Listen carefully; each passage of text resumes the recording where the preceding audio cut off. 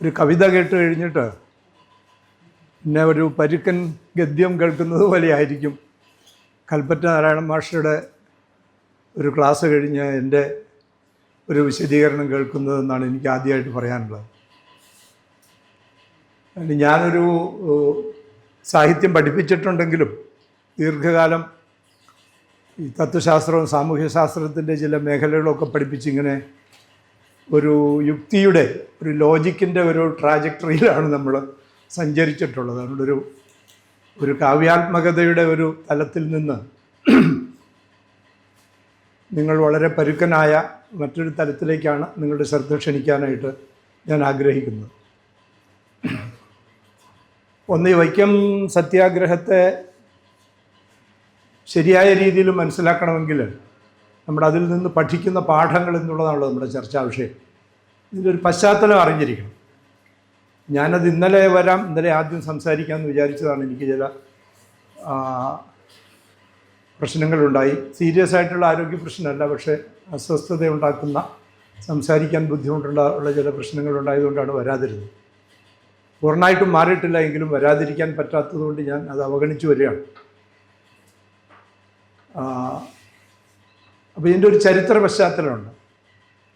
നമ്മൾ ഈ വൈക്കം സത്യാഗ്രഹത്തെ പറ്റി അതിൻ്റെ ജൂബിലി വർഷം, 100 വർഷം, ശതാബ്ദി വർഷമാണ്. ഈ വർഷം ധാരാളം പ്രഭാഷണങ്ങൾ, അത് പോഡ്കാസ്റ്റ് ചെയ്തും ഒക്കെ നമ്മൾ കേട്ടിട്ടുണ്ടാവണം. നിങ്ങളിതിൽ താല്പര്യമുള്ള ആളുകളും കുറേ പുസ്തകങ്ങൾ വന്നു.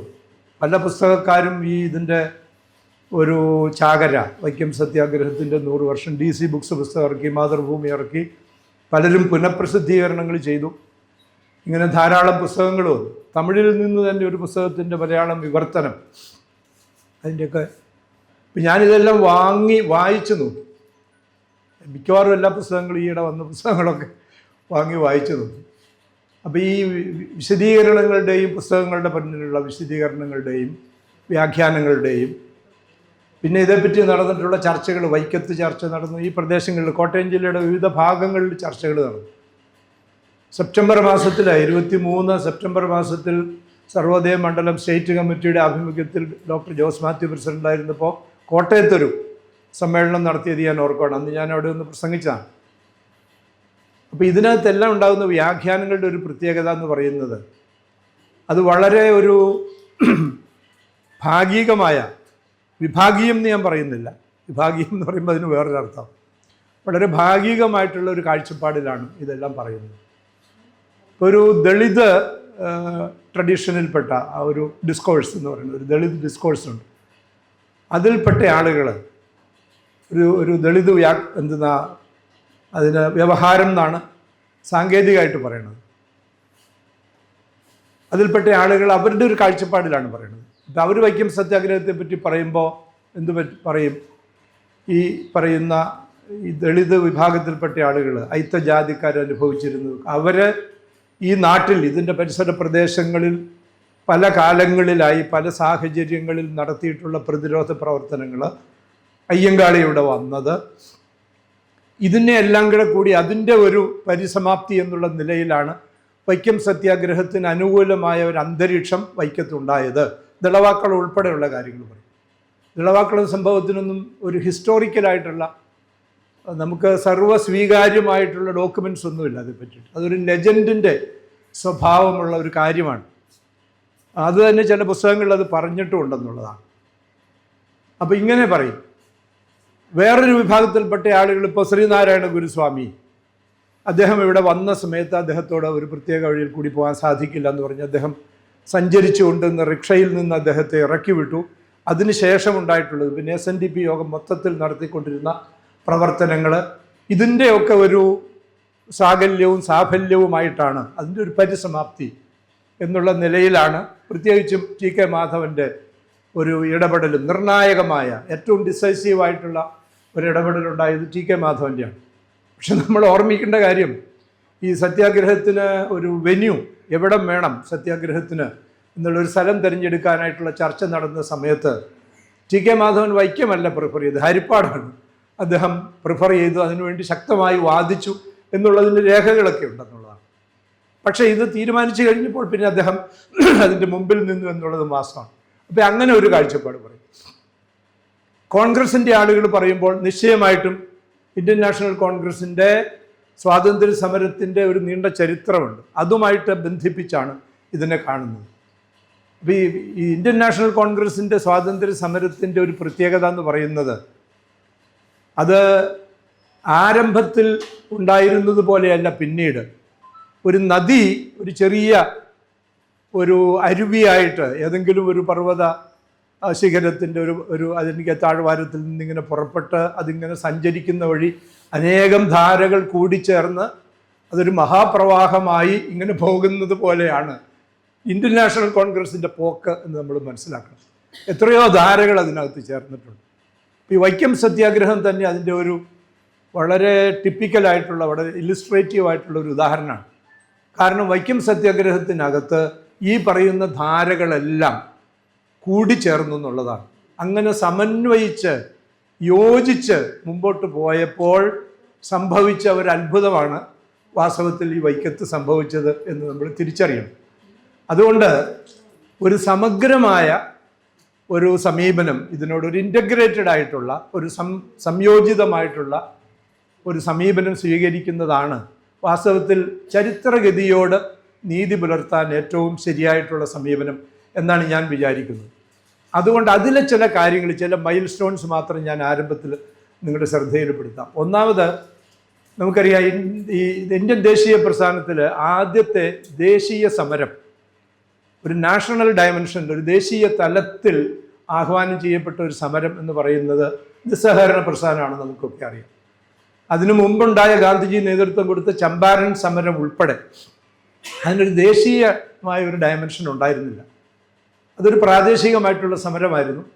പക്ഷേ ഒരു ഗാന്ധിയൻ സത്യാഗ്രഹത്തിൻ്റെ ഒരു ഇൻഗ്രീഡിയൻസ് എന്ന് പറയുന്നത്, അതിനകത്തുള്ള ഘടകങ്ങൾ എല്ലാം ഏറ്റവും ഇന്ത്യയിൽ വന്നിട്ട് ഏറ്റവും സമീചീനമായി സംയോജിപ്പിച്ചിട്ടുള്ള ഒരു സത്യാഗ്രഹമായിരുന്നു ഈ ചമ്പാരനിൽ നടന്നതെന്ന് നമ്മളത് വിശകലനം ചെയ്താൽ മനസ്സിലാവും. അതല്ലല്ലോ നമ്മുടെ വിഷയം, ഞാൻ അതിലേക്ക് കിടക്കുന്നില്ല.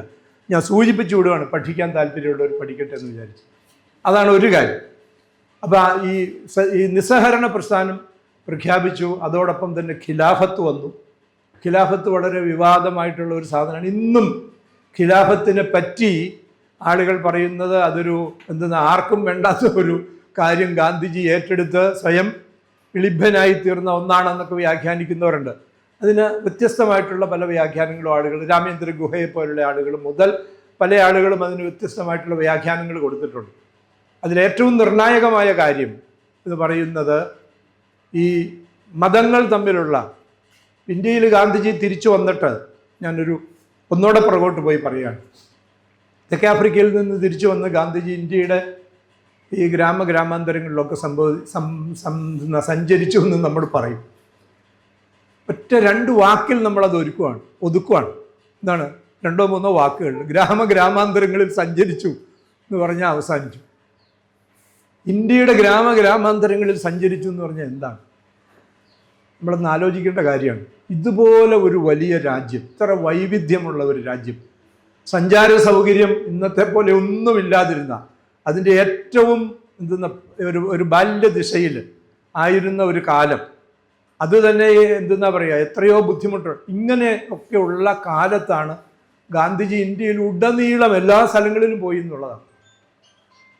അത് ഏറ്റവും സൗകര്യമുള്ള നഗരങ്ങളിൽ പോയി ഇങ്ങനെ ഷോ കാണിച്ചു പോരുമല്ല ചെയ്ത്, ഗ്രാമങ്ങളിൽ സഞ്ചരിച്ച് സാധാരണ മനുഷ്യരുടെ കൂടെ ജീവിച്ച് അവരുടെ ദുരിതങ്ങൾ, അവരുടെ ജീവിതം എന്താണെന്ന് കാണുകയാണ് ചെയ്തിട്ടുള്ളത്. ഞാൻ ഓർക്കുന്നു, നമ്മുടെ നാട്ടിൽ ഇവിടെ നിന്ന് ഗാന്ധിയെ വിമർശിക്കുന്ന ആളുകളുണ്ട്. ഗാന്ധിയെ വിമർശിക്കാനുള്ള സ്വാതന്ത്ര്യം എല്ലാവർക്കും ഗാന്ധി തന്നെ അനുവദിച്ചു കൊടുത്തതാണ്. അദ്ദേഹത്തിനെതിരെ ഏറ്റവും പരുഷമായിട്ടുള്ള വിമർശനങ്ങൾ വന്നിട്ടുള്ള രചനകളൊക്കെ ഗാന്ധിജി അദ്ദേഹത്തിൻ്റെ തന്നെ പ്രസിദ്ധീകരണങ്ങളിൽ ഉദ്ധരിച്ച് ചേർക്കുകയും കൂടുതൽ ആളുകൾക്ക് വായിക്കുന്നതിനുള്ള സൗകര്യം ഉണ്ടാക്കി കൊടുക്കുകയും അതിന് അദ്ദേഹത്തിൻ്റെ രീതിയിൽ മറുപടി പറയുകയും ചെയ്തിട്ടുള്ള ആളാണ്. അതുകൊണ്ട് താൻ വിമർശനത്തിന് അതീതനാണെന്നോ ദിവ്യനാണെന്നോ മഹാപുരുഷനാണെന്നോ എന്നുള്ള വിചാരം അദ്ദേഹത്തിന് ഇല്ലായിരുന്നു എന്നുള്ളത് നമ്മൾ ഓർമ്മിക്കേണ്ടതാണ്. അദ്ദേഹത്തെ ഇവിടെ നിന്ന് വിമർശിക്കുന്ന ആളുകൾ അവരുടെ സ്വാതന്ത്ര്യം അംഗീകരിച്ചുകൊണ്ട് ഞാൻ തന്നെ പറയുകയാണ്, അവർ ഗാന്ധിജിയെ ഇങ്ങനെ വളരെ ട്രിവിയലൈസ് ചെയ്ത് നിസ്സാരവൽക്കരിച്ച് സംസാരിക്കും. പഴയ ഒരു പ്രസിദ്ധമായ മുദ്ര, ഗാന്ധി എന്താക്കി ഇന്ത്യയെ മാന്തി പുണ്ണാക്കി എന്നൊക്കെ എഴുതി ഒക്കെ ചെയ്യും.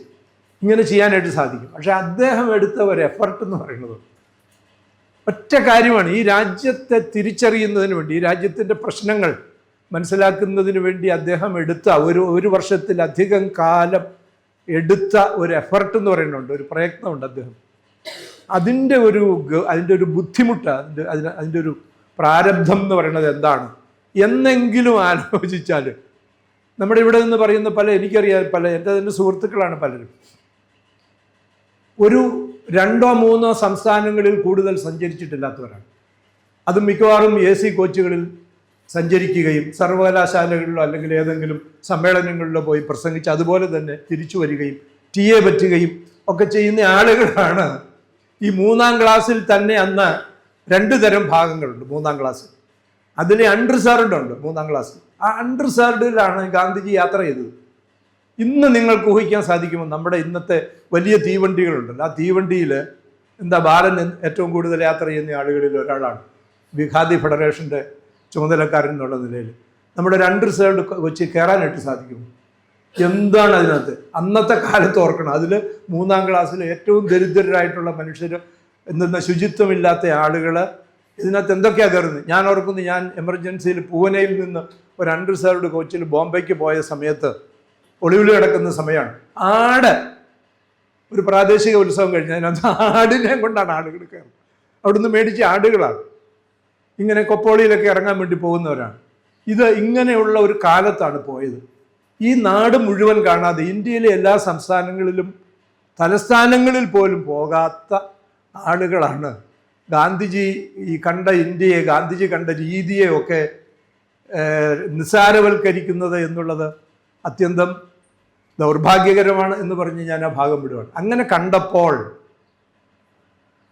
അദ്ദേഹത്തിന് മനസ്സിലായ ഒരു കാര്യം, പല കാര്യങ്ങളിൽ, ഒന്ന് ഭയം, ഇന്ത്യൻ ജനതയെ ബാധിച്ച ഭയം. ഈ ഭയത്തിൽ നിന്ന് ഈ ജനങ്ങളെ വിമോചിപ്പിക്കേണ്ടത് ആവശ്യമാണ്. സംസാരിക്കാൻ, മനസ്സ് തുറന്ന് പുറത്ത് നിന്ന് സംസാരിക്കാനുള്ള ഭയം. ഇപ്പോൾ വൈക്കത്ത് വന്നില്ലേ, വൈക്കത്ത് നിന്ന ഏതെങ്കിലും ഒരു അയിത്തജാതിക്കാരന് ഈ സമ്പ്രദായത്തെ വിമർശിച്ചുറക്കെ സംസാരിക്കാൻ ഭയമായിരുന്നു എന്നുള്ളത്.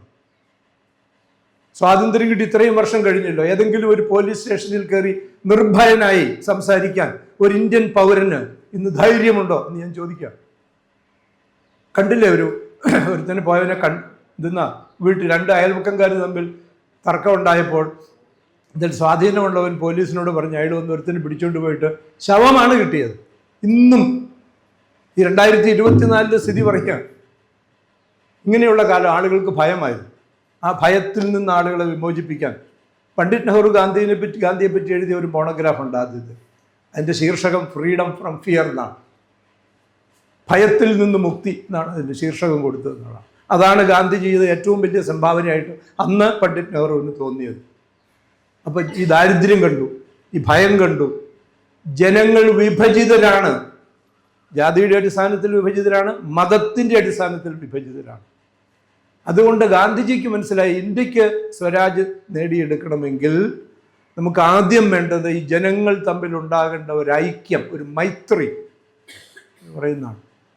അതുകൊണ്ട് നിർമ്മാണ പരിപാടികൾ എഴുതിയപ്പോൾ അദ്ദേഹം ഇന്ത്യയെ പുനർനിർമ്മിക്കുന്നതിന് വേണ്ടിയുള്ള അദ്ദേഹത്തിൻ്റെ പാക്കേജാണ് കൺസ്ട്രക്റ്റീവ് പ്രോഗ്രാം എന്ന് പറയുന്നത്. 17, 18 പിന്നീട് അത് വിനോബയും JPയും കൂടി 23 അത് വികസിപ്പിച്ചു. ആ നിർമ്മാണ പരിപാടികളിൽ ആദ്യത്തെ ഇനം എന്താണ്? സമുദായ മൈത്രി, കമ്മ്യൂണൽ ഹാർമണി എന്നുള്ളതാണ്. അതായത് മതസമൂഹങ്ങൾ തമ്മിൽ, മതസമുദായങ്ങൾ. അതാണ് എന്തെന്നാ ഇപ്പം ഈ 20ാം നൂറ്റാണ്ടിൽ തോമസ് P. ഹണ്ടിങ്ടൺ എഴുതിയ ക്ലാഷ് ഓഫ് സിവിലൈസേഷൻസ് എന്ന് പറയുന്ന ഒരു തീസീസ് ഉണ്ട്.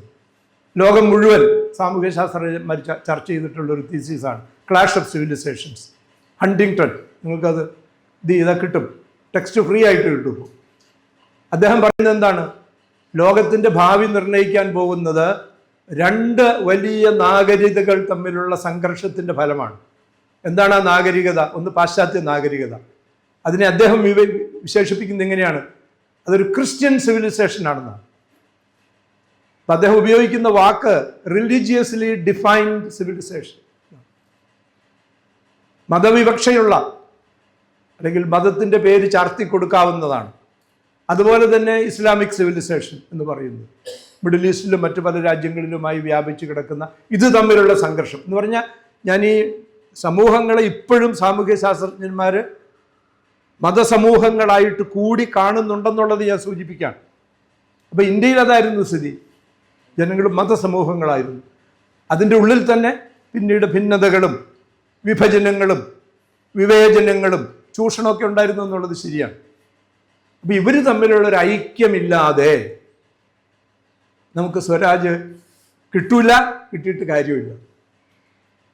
അതിനാണ് ഗാന്ധിജിയുടെ ഒരു ശ്രമം. അതിൻ്റെ ആദ്യത്തെ ഒരു പരീക്ഷണാർത്ഥമുള്ള ഒരു പരിശ്രമമായിരുന്നു ഈ ഖിലാഫത്ത് ഇവർ ആവശ്യപ്പെട്ട് കഴിഞ്ഞപ്പോൾ അതിന് ഇന്ത്യൻ നാഷണൽ കോൺഗ്രസ് ഒരു പിന്തുണ കൊടുക്കുകയാണെങ്കിൽ, അവരുടെ ഒരു ആവശ്യത്തോടൊപ്പം നിൽക്കുകയാണെങ്കിൽ, അവർക്ക് ഇന്ത്യൻ നാഷണൽ കോൺഗ്രസ് ഒരു ഹിന്ദു സംഘടനയാണ് എന്നുള്ള ഭയവും അതുപോലെ തന്നെ ഒരവിശ്വാസവും ഒരകൽച്ചയും ഒക്കെ മാറിക്കിട്ടും.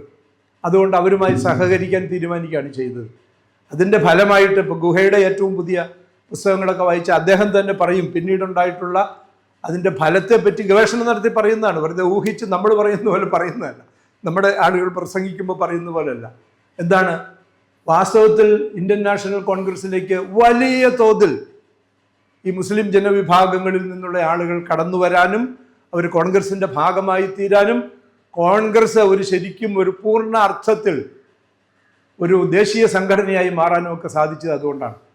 അതുകൊണ്ട് വട്ടമേശ സമ്മേളനത്തിൽ ഗാന്ധിജി പോയ സമയത്ത് ഇത് ഒരു ഹിന്ദുക്കളുടെ ഒരു സംഘടനയാണെന്നും അതിൻ്റെ നേതാവാണ് ഗാന്ധിജി എന്ന് പറഞ്ഞപ്പോൾ അതിനെ എതിർക്കാൻ ഗാന്ധിജി മാത്രമല്ല അവിടെ ഉണ്ടായത്, മറ്റു പലരും ഉണ്ടായി എന്നുള്ളത് നമ്മൾ ഓർമ്മിക്കേണ്ടതാണ്.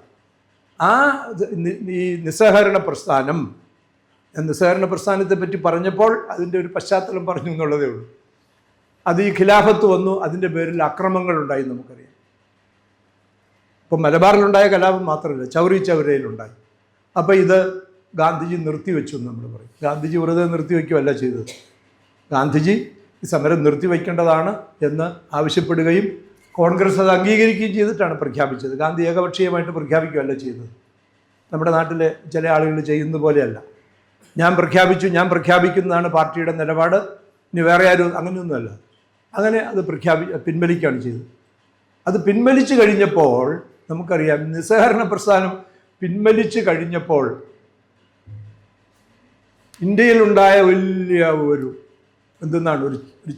ഒരു പ്രതിഷേധം ഉണ്ടായിരുന്നു. പരസ്യമായിട്ടുള്ള പ്രകടനത്തിൻ്റെ രൂപത്തിലൊന്നുമല്ല. എല്ലാവരും ഗാന്ധിയെ വിമർശിച്ചു, അതിനിശ്ചിതമായി ഗാന്ധിജിയെ വിമർശിച്ചു. ഗാന്ധിജി എന്താ പറഞ്ഞത്? അഹിംസാത്മകമായിട്ടുള്ള ഒരു വലിയ ജനകീയ മുന്നേറ്റത്തിന് ജനങ്ങളെ പ്രാപ്തരാക്കുന്നതിൽ, ഒരുക്കുന്നതിൽ, പ്രിപ്പയർ ചെയ്യുന്നതിൽ നമ്മൾ വിജയിച്ചില്ല, നമ്മൾ വേണ്ടത്ര ശ്രദ്ധിച്ചില്ല ആ കാര്യം. അതുകൊണ്ട് ഇന്ത്യയിലെ ജനങ്ങൾ ഒരു അക്രമരഹിത മുന്നേറ്റത്തിന് ഉള്ള ഒരു പരിശീലനം ലഭിക്കാത്ത ആളുകളാണ്. അങ്ങനെയുള്ള ആളുകളെ കൊണ്ട് ഇങ്ങനെയുള്ള ഒരു നീക്കം നടത്തിയാൽ അതിന് ഇത്തരത്തിലുള്ള തിരിച്ചടികളുണ്ടാകും. അതുകൊണ്ട് ഇത് അവിടുത്തെ പ്രാദേശിക നേതൃത്വത്തെ കുറ്റം പറയുകയല്ല ചെയ്തത്, ലോക്കൽ കമ്മിറ്റി പിരിച്ചുവിടുകയൊന്നും അല്ല ചെയ്തത്.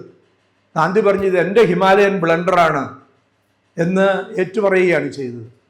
അത് കഴിഞ്ഞ് നിസ്സഹകരണ സമരം നിർത്തിവെച്ചു. ഞാൻ വിശദാംശങ്ങളിലേക്ക് കടക്കുന്നില്ല. അത് കഴിഞ്ഞ് എന്ത് ചെയ്യും? അതാണ് പ്രശ്നം. ഈ എന്താണ് ഒരു ആവേശം, അതിഭയങ്കരമായിട്ടുള്ള ആവേശമായിരുന്നു.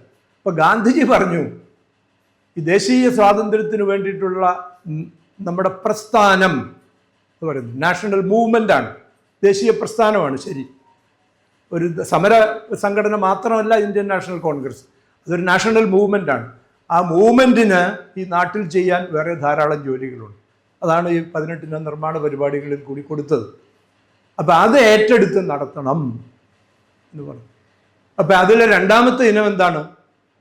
സമുദായ മൈത്രി, അയിത്തോച്ചാടനം, ഖാദി ഗ്രാമ വ്യവസായം. ഇങ്ങനെ അതിൻ്റെ ഓർഡർ, അന്നത്തെ ഓർഡർ അങ്ങനെയാണ്, അയിത്തോച്ചാടനം.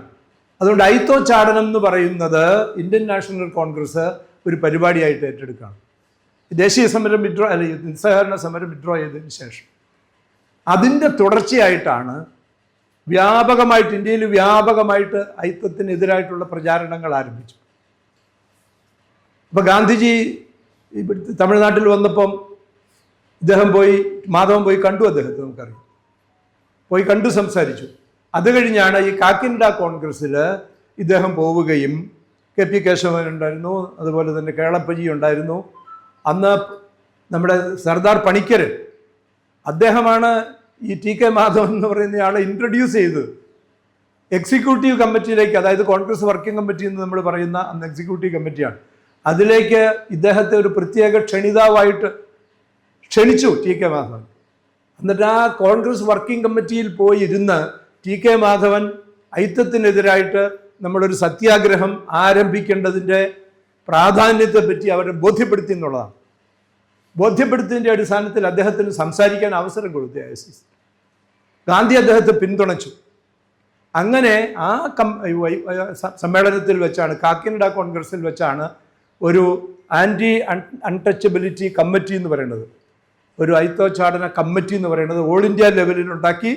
സംസ്ഥാനം ഇവിടുത്തെ തിരുവിതാംകൂറിലും അങ്ങനെ ഒരെണ്ണം ഉണ്ടാക്കുകയാണ് ചെയ്തു, ഇവിടെ ഒരെണ്ണം ഉണ്ടാക്കി. ഇവിടെ അതിൻ്റെ പ്രസിഡന്റ് ആയിരുന്നത് കേളപ്പജിയാണ് എന്നുള്ളത് നമുക്കറിയാം. TK മാധവൻ ഉണ്ടായിരുന്നു അതിനകത്ത്, അതുപോലെ തന്നെ കുറൂർ നീലകണ്ഠൻ നമ്പൂരിപ്പാടുണ്ടായിരുന്നു, KP കേശവമേനോൻ ഉണ്ടായിരുന്നു, അങ്ങനെ പലരും അതിനകത്ത് ഉണ്ടായിരുന്നു, നമുക്കറിയാം. അങ്ങനെയാണ് ഇതുണ്ടാകുന്നത്. അത് കഴിഞ്ഞാണ് ഈ സ്ഥലം തിരഞ്ഞെടുക്കുന്നത്, വൈക്കം തിരഞ്ഞെടുക്കുന്നത്. വൈക്കം തിരഞ്ഞെടുക്കുന്നതിന് ഞാൻ ആദ്യം പറഞ്ഞതുപോലെ ഇവിടെ ഒരു അനുകൂലമായ അനേകം ഘടകങ്ങളുണ്ടായിരുന്നു. കാരണം ഈ പ്രദേശത്തെ അയിത്തജാതിക്കാർ സംഘടിക്കുകയും അവരുടെ അവകാശങ്ങൾക്ക് വേണ്ടി, വൈക്കം പ്രോപ്പറായിട്ടല്ല, ഇതിൻ്റെ പരിസര പ്രദേശങ്ങളിൽ അങ്ങനെ അവരുടെ അവകാശത്തെ പറ്റി മറ്റേത് പ്രദേശത്തുള്ള അയിത്തജാതിക്കാരേക്കാൾ കൂടുതൽ ഒരു തോന്നലുള്ള, കരുതലുള്ള, അല്ലെങ്കിൽ ബോധ്യമുള്ള ആളുകൾ ഉണ്ടായിരുന്ന ഒരു പ്രദേശമാണ്. അതാണ് ഒരു കാരണം.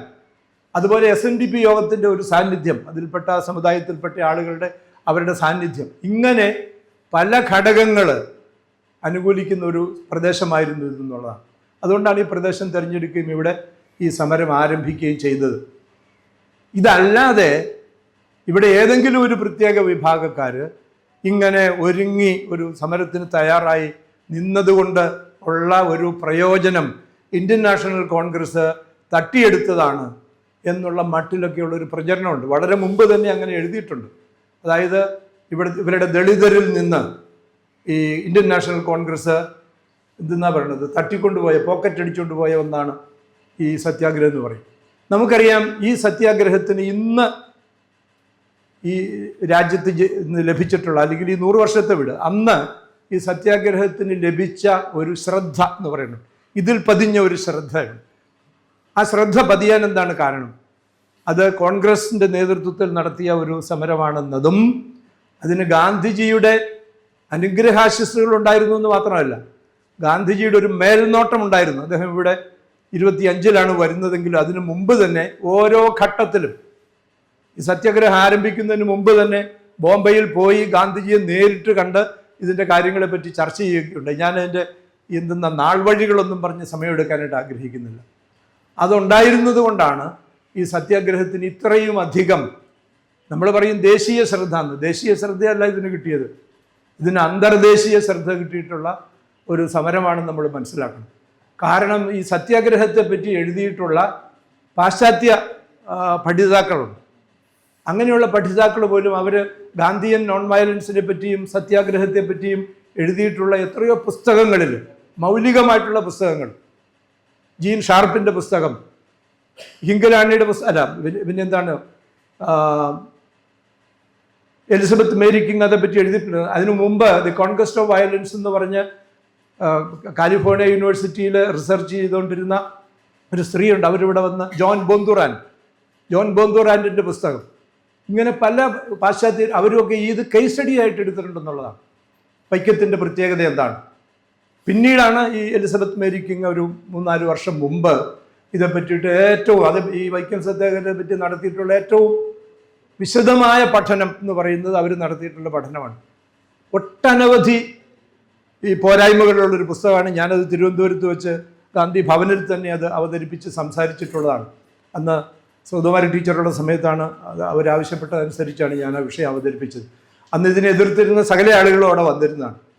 എലിസബത്ത് മേരി കിങ്ങിനെ അന്ന് ആനയിച്ചു കൊണ്ട് നടന്ന ആളുകൾ വൈക്കം സത്യാഗ്രഹത്തിലെ ഒത്തുതീർപ്പ്, വൈക്കം കോംപ്രമൈസ് എന്ന് പറയുന്നത് വലിയൊരു തട്ടിപ്പാണെന്ന് പറഞ്ഞ് ലേഖനം എഴുതിയ ആളുകളൊക്കെ അന്നത്തെ സദസ്സിലുണ്ടായിരുന്നു എന്ന് ഞാൻ ഓർക്കാം.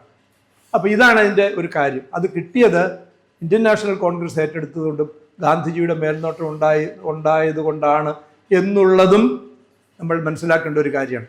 കാരണം അന്ന് സത്യാഗ്രഹത്തെ പറ്റി, അന്നും ഇന്നും സത്യാഗ്രഹത്തെ പറ്റി ഏറ്റവും ആധികാരികമായി പറയാവുന്നയാളും അതിനെ നയിക്കാവുന്നയാളും അതിൻ്റെ ഉപജ്ഞാതാവെന്ന് നമ്മളോടൊപ്പം ഉണ്ടായിരുന്നു എന്നുള്ളതാണ്. ഗാന്ധിജി ഉണ്ടായിരുന്നു, അതുകൊണ്ട് അദ്ദേഹമാണെന്നുള്ളതാണ്. അതുകൊണ്ട് അദ്ദേഹം അതിൽ പങ്കെടുക്കുമ്പോൾ ലഭിക്കുന്ന ഒരു പ്രാധാന്യം എന്ന് പറയുന്നത് വളരെ വലുതാണെന്ന് നമ്മൾ ഓർക്കേണ്ടതാണ്. ഇത്രയും ഞാനൊരു പശ്ചാത്തലമായിട്ട് പറയുകയാണ്. ഇതിങ്ങനെ ഒത്തിരി വിപുലമായിട്ട് പറഞ്ഞു പോകുന്ന 2-3 കാര്യങ്ങളായിട്ട് ഞാനിത് ഭാഗങ്ങളായിട്ട് ഇതിനെ തിരിച്ചു പറയാനായിട്ട് ശ്രമിക്കാം. രണ്ടാമത്തത്, അവസാന ഭാഗത്ത് ഞാൻ ആ പ്രാർത്ഥനയുടെ കാര്യം പറയാം. നാരായണ മാഷ് പറഞ്ഞ അവനവന് വേണ്ടിയിട്ടുള്ള പ്രാർത്ഥനയുണ്ട്, അതേപ്പറ്റി ഒന്ന് പറയാം. രണ്ടാമത്തെ കാര്യം, ഇതിനെതിരെ വന്നിട്ടുള്ള, ഇതിൻ്റെ ഒരു ബാക്കി കഥകളൊക്കെ നിങ്ങൾക്ക് വായിച്ചെടുക്കാവുന്നതാണ്. ഇതിനെതിരെ വന്നിട്ടുള്ള വിമർശനങ്ങളുണ്ട്. ആ വിമർശനങ്ങളിലെല്ലാം ഇവിടെ നാരായണ മാഷ് സൂചിപ്പിച്ചതുപോലെ ആ വിമർശനങ്ങൾ ഉന്നയിക്കുന്ന ആളുകൾക്ക് അവരുടേതായിട്ടുള്ള ന്യായീകരണങ്ങളുണ്ട്. ആ ന്യായീകരണങ്ങൾ മുഴുവൻ തെറ്റാണ് എന്ന് പറയാനും നമുക്കാവില്ല എന്നുള്ളത്. ഒന്ന്, ഇതിലെ ഇഷ്യൂ എന്താണ്? വളരെ ലളിതമായിട്ട് നമുക്ക് പറയാവുന്ന ഒരു കാരണമാണ് ഇതിൻ്റെ പറയുന്നത്. ക്ഷേത്രത്തിന് ചുറ്റുമുള്ള, മതിലിന് ചുറ്റുമുള്ള റോഡിൽ കൂടി അയിത്തജാതിക്കാർക്ക്, താഴ്ന്ന ജാതിക്കാർക്ക്, അയിത്തജാതിക്കാർക്ക് മാത്രമല്ല സവർണരല്ലാത്തവർക്ക്, ക്രിസ്ത്യാനികൾക്കും മുസ്ലിങ്ങൾക്കും സവർണ ഹിന്ദുക്കൾക്കും നടക്കാം, അല്ലാത്തവർക്ക് ആർക്കും നടക്കാൻ പറ്റില്ല. അവർക്ക് നടക്കാനുള്ള അവകാശം വേണം എന്നുള്ളതാണ് ആവശ്യപ്പെടുന്നത്. പ്രത്യക്ഷത്തിൽ നോക്കിയാൽ പല സംഘടനകളും പല നിലപാടുകാരും അതേപ്പറ്റി പറയുന്നത് ഇത് അടിസ്ഥാനപരമായി ഒരു പൗരാവകാശ പ്രശ്നമാണ്. അതുകൊണ്ട് ഇതൊരു പൗരാവകാശ ലംഘനം എന്നുള്ള നിലയിൽ ഈ സത്യാഗ്രഹത്തെ വികസിപ്പിച്ചിരുന്നു എങ്കിൽ ഇതിന് ഒരു അഖിലേന്ത്യാ തലത്തിലല്ല, ഒരു സാർവലൗകിക തലത്തിൽ തന്നെ, അല്ലെങ്കിൽ ഒരു അന്തർദേശീയ തലത്തിൽ തന്നെ ഒരു ശ്രദ്ധ കിട്ടുമായിരുന്നു എന്നാണ് കാര്യം പറയുന്നത്. പക്ഷേ നമ്മൾ ഈ പ്രശ്നം സൂക്ഷ്മമായി പരീക്ഷിച്ചു നോക്കിയാൽ എന്തുകൊണ്ടാണ് ഈ വൈക്കത്തെ ക്ഷേത്രത്തിന് ചുറ്റുമുള്ള വഴിയിൽ കൂടി ചില പ്രത്യേക വിഭാഗങ്ങൾക്ക് മാത്രം നടക്കുന്നതിന് വിലക്കേർപ്പെടുത്തിയിരുന്നത്? ആരാണ് വിലക്കേർപ്പെടുത്തിയിരുന്നത്? ഭരണകൂടമാണോ? അതോ അന്ന് സമൂഹത്തെ നിയന്ത്രിച്ചിരുന്ന, അന്ന് സമൂഹം വളരെ ഹൈറാർക്കിക്കലായിട്ട് ശ്രേണീബദ്ധമായിട്ട് വിഭജിതമായിരുന്നുവെന്നും ചില അധികാരങ്ങൾ, സാമൂഹ്യ അധികാരങ്ങൾ പല ഉപാധികൾ ഉപയോഗിച്ച് സ്വന്തം പിടിയിൽ ആക്കി വച്ചിരുന്ന ചില വിഭാഗങ്ങൾ ഉണ്ടായിരുന്നുവെന്നും, സവർണരിൽ തന്നെ, ഇപ്പം ബ്രാഹ്മണരിൽ തന്നെ എല്ലാവർക്കും ക്ഷേത്രങ്ങളിൽ അധികാരമില്ല. പാവപ്പെട്ട പട്ടിണിക്കാരായ ഒത്തിരി ബ്രാഹ്മണരുണ്ടായിരുന്നു, ഭൂമിയില്ലാത്തവർ, ഭക്ഷണം കഴിക്കാൻ ബുദ്ധിമുട്ടുന്നവർ. അതേ സമയത്ത് വലിയ അധികാരമുള്ളവർ, ഭൗതിക അധികാരം മാത്രമല്ല, പാഴ്വാഞ്ചേരി തെമ്പ്രാക്കളെ പോലുള്ള ആളുകളുണ്ടായിരുന്നല്ലോ. അപ്പം അദ്വൈതത്തെ പറ്റി, അല്ലെങ്കിൽ ഈ ബ്രഹ്മം എല്ലാവരിലും ഉണ്ട്, എല്ലാവരിലും കുടികൊള്ളുന്നതാണ്, പ്രപഞ്ച മഹാശക്തി അല്ലേ? കാട്ടായിക്കോണം ശ്രീധരൻ മാഷ് പറഞ്ഞു ഈ പ്രപഞ്ചശക്തി എന്ന് പറയും. അത് എല്ലാ മനുഷ്യരിലും ഉണ്ടെന്ന് പറയാനായിട്ട് നമ്മുടെ ഉള്ളൂർ എന്താ പറഞ്ഞത്? അദ്ദേഹത്തിൻ്റെ കവിതയിൽ, പ്രേമസംഗീതത്തിൽ എന്താ പറയുന്നത്? കൽപ്പറ്റ മാഷെ, അഴ്വാഞ്ചേരി തമ്പ്രാക്കളിലുണ്ട്, അയ്യൻകുലയിലുണ്ട്, ആദിത്യനിലുണ്ട്, അണുക്രമിയിലുണ്ട്, അതിന് പരിസ്ഫുരണം എന്നാണ് പറയുന്നത്. അന്ന് ഏറ്റവും ഉയർന്ന ഇതിനെ സൂചിപ്പിക്കാൻ വേണ്ടി പറയുന്നത് അഴ്വാഞ്ചേരി തമ്പ്രാക്കളിലുണ്ട്, അയ്യൻകുലയിലുണ്ടെന്നാണ്. ആയിലാണ് തുടങ്ങുന്നത്, എങ്കിലും അതിൻ്റെ വ്യത്യാസം നമ്മൾ ആലോചിച്ച് നോക്കണം. ഇങ്ങനെ കൽപ്പിച്ച് അധികാരം നൽകിയിരുന്ന, അധികാരം പിടിച്ചെടുത്തിരുന്ന, കൗശലപൂർവം പിടിച്ചെടുത്തിരുന്ന വിഭാഗങ്ങളുണ്ട്. അവരാണ് ഈ നടക്കുന്നതിനുള്ള അധികാരം സാധാരണ അവർണ വിഭാഗങ്ങൾക്ക് നിഷേധിച്ചിരുന്നത് ഈ ശക്തികളാണ് എന്നുള്ളതാണ് വാസ്തവം. ഭരണകൂടമല്ല. ഗാന്ധിജി ഭരണകൂടവുമായിട്ട് സംസാരിച്ചപ്പോൾ, കത്തിടപാട് നടത്തിയപ്പോൾ അവർ പറഞ്ഞത്, റീജന്റ് റാണിയെ കണ്ട് സംസാരിച്ചപ്പോഴും അവിടുത്തെ ബ്രിട്ടീഷ് റെസിഡൻറ്റിനെ കണ്ട് സംസാരിച്ചപ്പോഴും അവർ പറഞ്ഞത്, ഞങ്ങൾക്ക് അവർ നടക്കുന്നതിന് യാതൊരു വിരോധമില്ല. അപ്പം അത് പൊതുവഴിയാണോ അല്ലയോ എന്നുള്ളതിനെ പറ്റി തർക്കമുണ്ടായി. ഗാന്ധിജിയെ കണ്ട സവർണ പ്രതിനിധികൾ പറഞ്ഞത് ഇത് ഒരു ട്രസ്റ്റിൻ്റെ വകയാണ്, ആ ട്രസ്റ്റ് ഒരു പ്രൈവറ്റ് ട്രസ്റ്റാണ്, ഈ വഴി അവരുടെ വകയാണ്, അതുകൊണ്ട് സത്യാഗ്രഹം തുടങ്ങരുതെന്ന് പറഞ്ഞു. ഗാന്ധിജി ആദ്യം പ്രഖ്യാപിച്ചതിന് 3 ദിവസം കഴിഞ്ഞാണ് സത്യാഗ്രഹം ആരംഭിക്കാൻ സാധിച്ചുള്ളൂ. നിർത്തിവയ്ക്കാൻ പറഞ്ഞു. എന്നിട്ട് ഇത് വെരിഫൈ ചെയ്യാൻ പറഞ്ഞു അവരോട്. അവർ പറഞ്ഞത് ഞാൻ വിശ്വസിച്ചു. ഈ പ്രതിനിധികൾ വന്ന് പറഞ്ഞത് ഞാൻ മുഖവിലേക്ക് എടുത്തിരിക്കുന്നു, ഞാൻ വിശ്വസിക്കുന്നു, പക്ഷേ നിങ്ങളത് വെരിഫൈ ചെയ്യണമെന്ന് ഗാന്ധിജി പറഞ്ഞു. അതാണ് ഗാന്ധിജിയുടെ സത്യാന്വേഷണ താല്പര്യം എന്ന് പറയുന്നത്.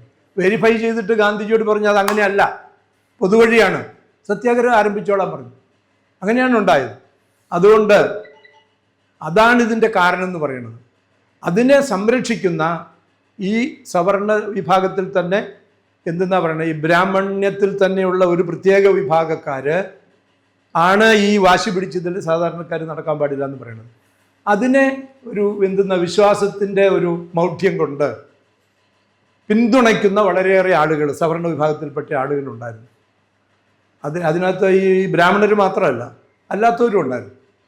അതുകൊണ്ട് അവരുടെ മനസ്സിലുണ്ടാകേണ്ട മാറ്റമാണ് വൈക്കം സത്യാഗ്രഹത്തിൻ്റെ ഒരു മുഖ്യ കാര്യമായിട്ട്. ഇവർക്ക് നടക്കാനുള്ള അധികാരം കിട്ടണം എന്നുള്ളത് അതിൻ്റെ നമ്മൾ കാണുന്ന ഭൗതികമായിട്ടുള്ള റിസൾട്ടാണ്. അതിന് ഉപരിയായിട്ട് ഈ എല്ലാ സത്യാഗ്രഹത്തിനും നമ്മൾ ഡിമാൻഡ് എന്ന് പറയുന്ന ഒരു തലമുണ്ട്. ചില കാര്യങ്ങൾ ആവശ്യപ്പെടുന്നു എന്ന് പറയുന്നത്, അത് കിട്ടുന്നു എന്ന് പറയുന്നതിൽ അവസാനിക്കുന്നതല്ല സത്യാഗ്രഹം. അതിൻ്റെ ആത്യന്തികമായിട്ടുള്ള ലക്ഷ്യവും അതല്ല. അപ്പം ഈ സത്യം സാക്ഷ്യപ്പെടുത്തുക, സത്യം ബോധ്യപ്പെടുത്തുക, സത്യം സ്ഥാപിക്കുക, അതാണ് വിൻഡിക്കേഷൻ ഓഫ് ട്രൂത്ത് എന്നാണ് ഗാന്ധിജി ഉപയോഗിക്കുന്ന വാക്ക്. സ്ഥാപിക്കുക, അധികാരം ഉപയോഗിച്ച് സ്ഥാപിക്കുക എന്നുള്ളതല്ല. മനുഷ്യൻ്റെ ധാർമ്മിക ശക്തി കൊണ്ടും ധർമ്മബലം കൊണ്ടും സഹനം എന്ന് പറയുന്നതിന്, സഹനം എന്ന് പറയുന്നതിൻ്റെ കരുത്തിലും മറ്റുള്ളവനെ അടിച്ചമർത്തിയല്ല, നേരെ മറിച്ച് സ്വന്തം വിശ്വാസത്തിനു വേണ്ടി കഷ്ടപ്പാടുകൾ സഹിക്കുക എന്ന് പറയുന്ന അർത്ഥത്തിൽ സഹനത്തിൽ കൂടിയും ഇത് സ്ഥാപിച്ചെടുക്കുക, ഇത് വ്യക്തമാക്കുക എന്നുള്ള ഒരു വലിയ കാര്യമുണ്ട്. അതിനെന്ത് വരണം?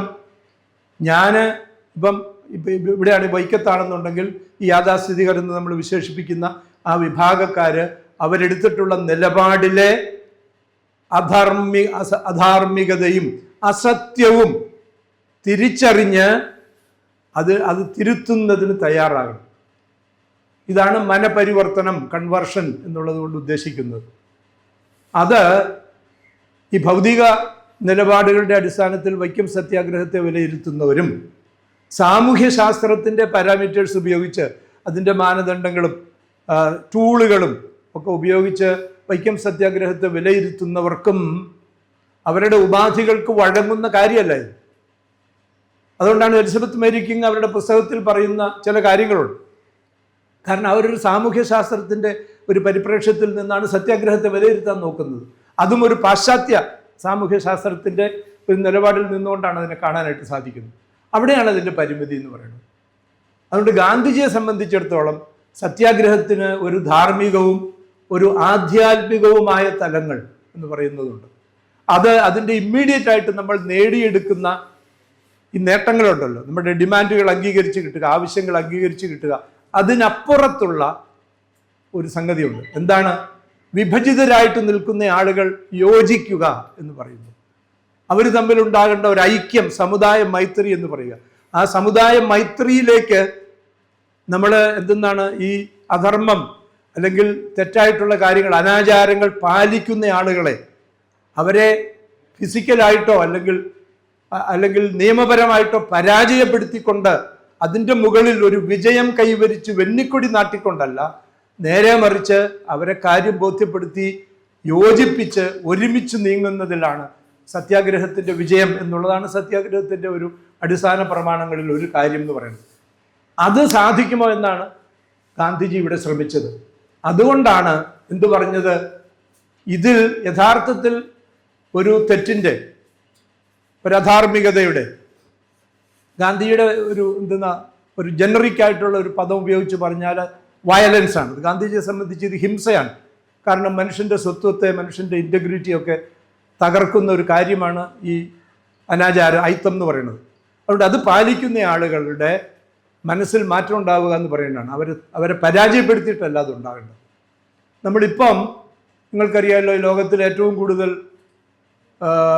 വ്യാപിച്ചു വരുന്ന ഒരു പഠന ശാഖയാണ് സമാധാന പഠനം, പീസ് സ്റ്റഡീസ് എന്ന് പറയുന്നത്. ഈ സമാധാന പഠനത്തിൻ്റെ ഒരു കമ്പോണൻ്റ് എന്ന് പറയുന്നത് സംഘർഷങ്ങൾ നിവാരണം ചെയ്യുക എന്ന് പറയുന്നത്, കോൺഫ്ലിക്റ്റ് റെസൊല്യൂഷൻ.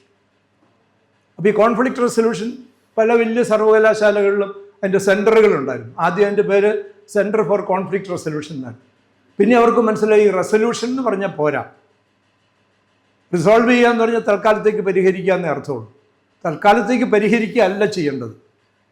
അങ്ങനെ പരിഹരിക്കുമ്പോൾ പോലും എങ്ങനെയാണ് പരിഹരിക്കേണ്ടത്? അതിൽ പങ്കെടുക്കുന്ന ആളുകൾക്ക് ഒരു തർക്കം ഉണ്ടായി, രണ്ടാളുകൾ തമ്മിൽ.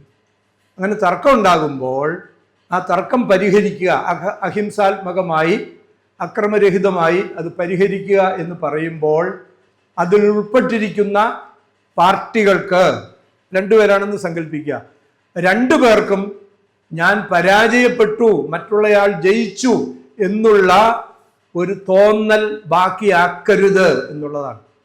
സാങ്കേതികമായിട്ട് അതിന് ഉപയോഗിക്കുന്ന ഇംഗ്ലീഷിൽ വിൻ വിൻ സൊല്യൂഷൻ എന്നാണ്. രണ്ടുപേർക്കും തോന്നണം പൂർണ്ണമായിട്ടല്ലെങ്കിലും ഞങ്ങൾ ജയിച്ചു, കുറേയൊക്കെ ജയിച്ചു. കാരണം അത് മനുഷ്യൻ്റെ ഒരു ബലഹീനതയുടെ ഭാഗമാണ്. അങ്ങനെ വിൻ വിൻ സൊല്യൂഷനാണ്, അതുണ്ടാകണം. അതുകൊണ്ട് ഏതെങ്കിലും ഒരു കൂട്ടരെ അടിച്ച് ഇരുത്തി അവരുടെ മുകളിൽ ഒരു വിജയം നേടുക എന്നുള്ളത് സത്യാഗ്രഹത്തിൻ്റെ രീതിയല്ല. ഇവിടെ ഇതിന് വിമർശിക്കുന്ന ആളുകൾ പറയുന്നത് ഈ ഒരു ചെറിയ വിഭാഗമല്ലേ, എന്തോരം ആളുകളുണ്ടായിരുന്നു, ഇവരോട് എല്ലാവരോടും ഒരുമിച്ച് നിന്ന് ഇവരെ നേരിടാൻ പറഞ്ഞാൽ വളരെ എളുപ്പത്തിൽ അവർ കീഴടങ്ങുമായിരുന്നു. പക്ഷെ കീഴടങ്ങലല്ല സത്യാഗ്രഹത്തിൻ്റെ ലക്ഷ്യം എന്ന് പറയുന്നത്.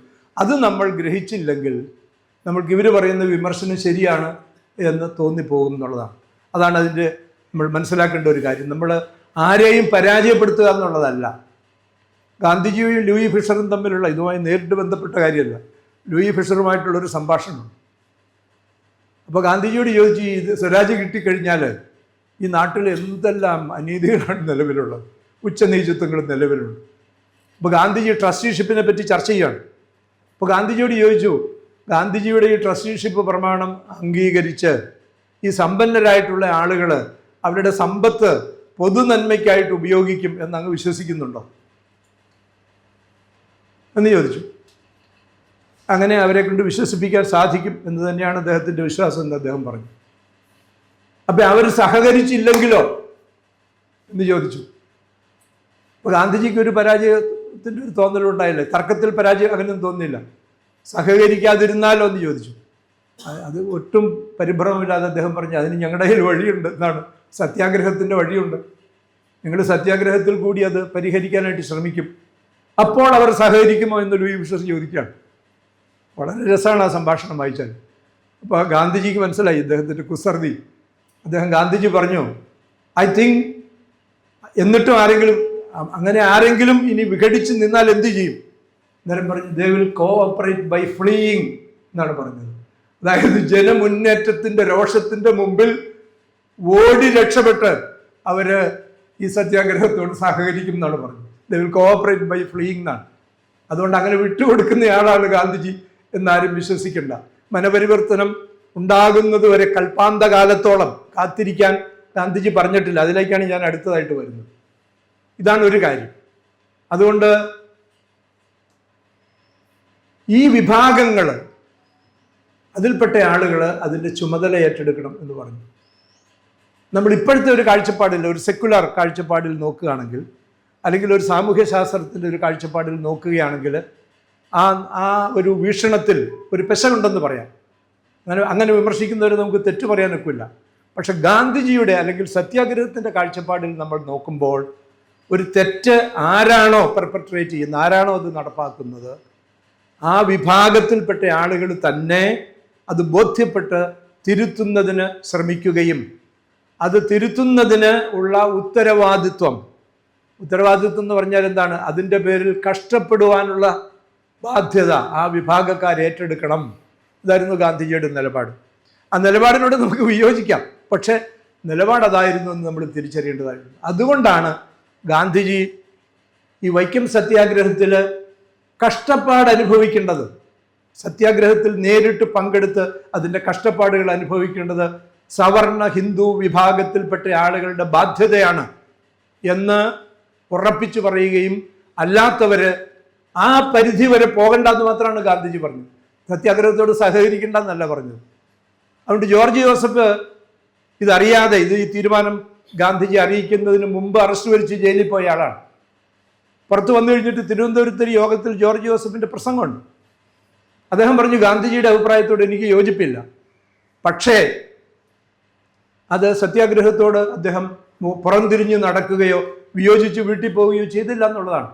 അദ്ദേഹം തുടർന്നും ഈ സത്യാഗ്രഹത്തിന് പിന്തുണ കൊടുത്തുകൊണ്ടിരുന്നു. എല്ലാ സമുദായക്കാരും അത് ചെയ്തുകൊണ്ടിരുന്നു എന്നുള്ളതാണ്. അത് ഇ വി രാമസ്വാമി നായ്ക്കരെ പറ്റിയും പറയാം. ഇത് അവസാനിച്ചിട്ട്, വൈക്കം സത്യാഗ്രഹം അവസാനിച്ചിട്ട് കൂടിയ വിജയ സമ്മേളനമുണ്ട്. ആ സമ്മേളനത്തിൽ അധ്യക്ഷം വഹിച്ചത് ഇ വി രാമസ്വാമി നായ്ക്കരാണ്. അതല്ലാന്ന് അദ്ദേഹം ഈ സത്യാഗ്രഹം അവസാനിപ്പിച്ചു കഴിഞ്ഞപ്പോൾ ഇ വി രാമസ്വാമി നായ്ക്കര് ആരും അറിയാതെ ഇവിടെ നിന്ന് സ്ഥലം വിട്ടു എന്നൊക്കെ ഇന്റർവ്യൂവിൽ മറുപടി കൊടുത്ത് പുസ്തകങ്ങളിൽ രേഖപ്പെടുത്തിയിട്ടുണ്ട്. ഞാനത് കണ്ട് അത്ഭുതപ്പെട്ടിട്ടുണ്ട്. അത് റെഫർ ചെയ്ത് വെരിഫൈ ചെയ്ത് നോക്കി. അദ്ദേഹമാണ് ആ യോഗത്തിൽ, അദ്ദേഹത്തിൻ്റെ അധ്യക്ഷ പ്രസംഗമുണ്ട്. അത് തമിഴ് രേഖകളിൽ നിന്ന് പകർത്തിയത്. അതിൻ്റെ ഒരു പുസ്തകം തന്നെയുണ്ട്. നിങ്ങൾക്ക് ആർക്കെങ്കിലും താല്പര്യമുണ്ടെങ്കിൽ വൈക്കം സത്യാഗ്രഹം എന്ന് പറഞ്ഞ് അധിയമാൻ എന്ന് പറയുന്ന ഒരാൾ എഴുതിയൊരു പുസ്തകമുണ്ട്. അതിൻ്റെ മലയാളം വിവർത്തനമുണ്ട് അധിയമാൻ്റെ പുസ്തകത്തിൽ. അതിനകത്ത് ഈ വിയുടെ ഈ പ്രസംഗത്തിൻ്റെ തർജ്ജിമ ഇതിനകത്ത് കൊടുത്തിട്ടുണ്ട്. അപ്പോൾ ഇതൊക്കെ നമ്മൾ അറിഞ്ഞിരിക്കേണ്ട കാര്യമാണെന്ന് പറയുന്നത്. ഇനി രണ്ടാമത് പറയാനുള്ള കാര്യം ഈ സഫറിങ്ങിൻ്റെയാണ് പ്രധാനപ്പെട്ട സംഗതി എന്ന് പറയുന്നത്. അത് ആ വിഭാഗത്തിൽപ്പെട്ട ആളുകൾ തന്നെ നിർവഹിക്കേണ്ടതാണ്. അതുമായി ബാക്കിയുള്ള ആളുകൾ സഹകരിക്കാൻ പാടില്ല, അവർ സ്ഥലം വിടണം എന്നല്ല പറഞ്ഞത്. അതിൻ്റെ ചുമതല, മുഖ്യ ചുമതല അവരേറ്റെടുക്കുക എന്ന് പറയുന്നതാണ്. ഇതാണ് ഒരു വിമർശനം വരുന്നത്. അതിൻ്റെ എൻ്റെ അഭിപ്രായത്തിലുള്ള അതിൻ്റെ ഒരു മറുപടിയും അതാണ്. മറ്റൊന്ന്, ഇത് അല്ലായിരുന്നുവെങ്കിൽ ഇതൊരു ഹ്യൂമൻ റൈറ്റ്സ് ഇഷ്യൂ ആണ്. ബേസിക്കലി ഇതൊരു ഹ്യൂമൻ റൈറ്റ്സ് ഇഷ്യൂ ആണ്. അത് ജോർജ് ജോസഫ് അതിൻ്റെ പ്രസംഗത്തിൽ അദ്ദേഹം അത് തന്നെ പറയുന്നുണ്ട്. ഇത് അടിസ്ഥാനപരമായ ഗാന്ധിജിയെ സംബന്ധിച്ച് ഇതൊരു ഹ്യൂമൻ റൈറ്റ്സ് ഇഷ്യൂ ആണ്. അത് മാത്രമല്ല എന്നുള്ളതാണ്. എങ്ങനെയാണ് ഈ ഹ്യൂമൻ റൈറ്റ്സ് റൈസ് ചെയ്തത്? എന്താണ് അതിൻ്റെ മൂല കാരണം?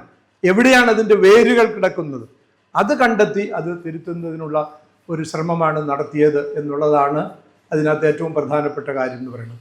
അതുകൊണ്ട് നമ്മളിവിടെ എന്താണ് കാണുന്നത്? വൈക്കം സത്യാഗ്രഹത്തിൽ അതിൻ്റെ ഒരു സന്ദേശം എന്നുള്ള നിലയിൽ പറയുമ്പോൾ കാണുന്നത് എന്താണ്?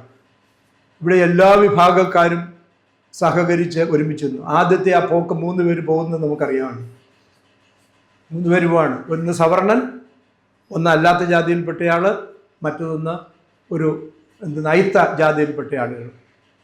നമുക്കറിയാം ഇവിടുന്ന് SNDP യോഗത്തിൻ്റെ യൂണിയൻ്റെ പിന്തുണയുണ്ടായിരുന്നു, സവർണ ഹിന്ദുക്കളുടെ പിന്തുണയുണ്ടായിരുന്നു, സവർണ ജാഥ നടത്തിയതിനെ പറ്റി നമുക്കറിയാമല്ലോ.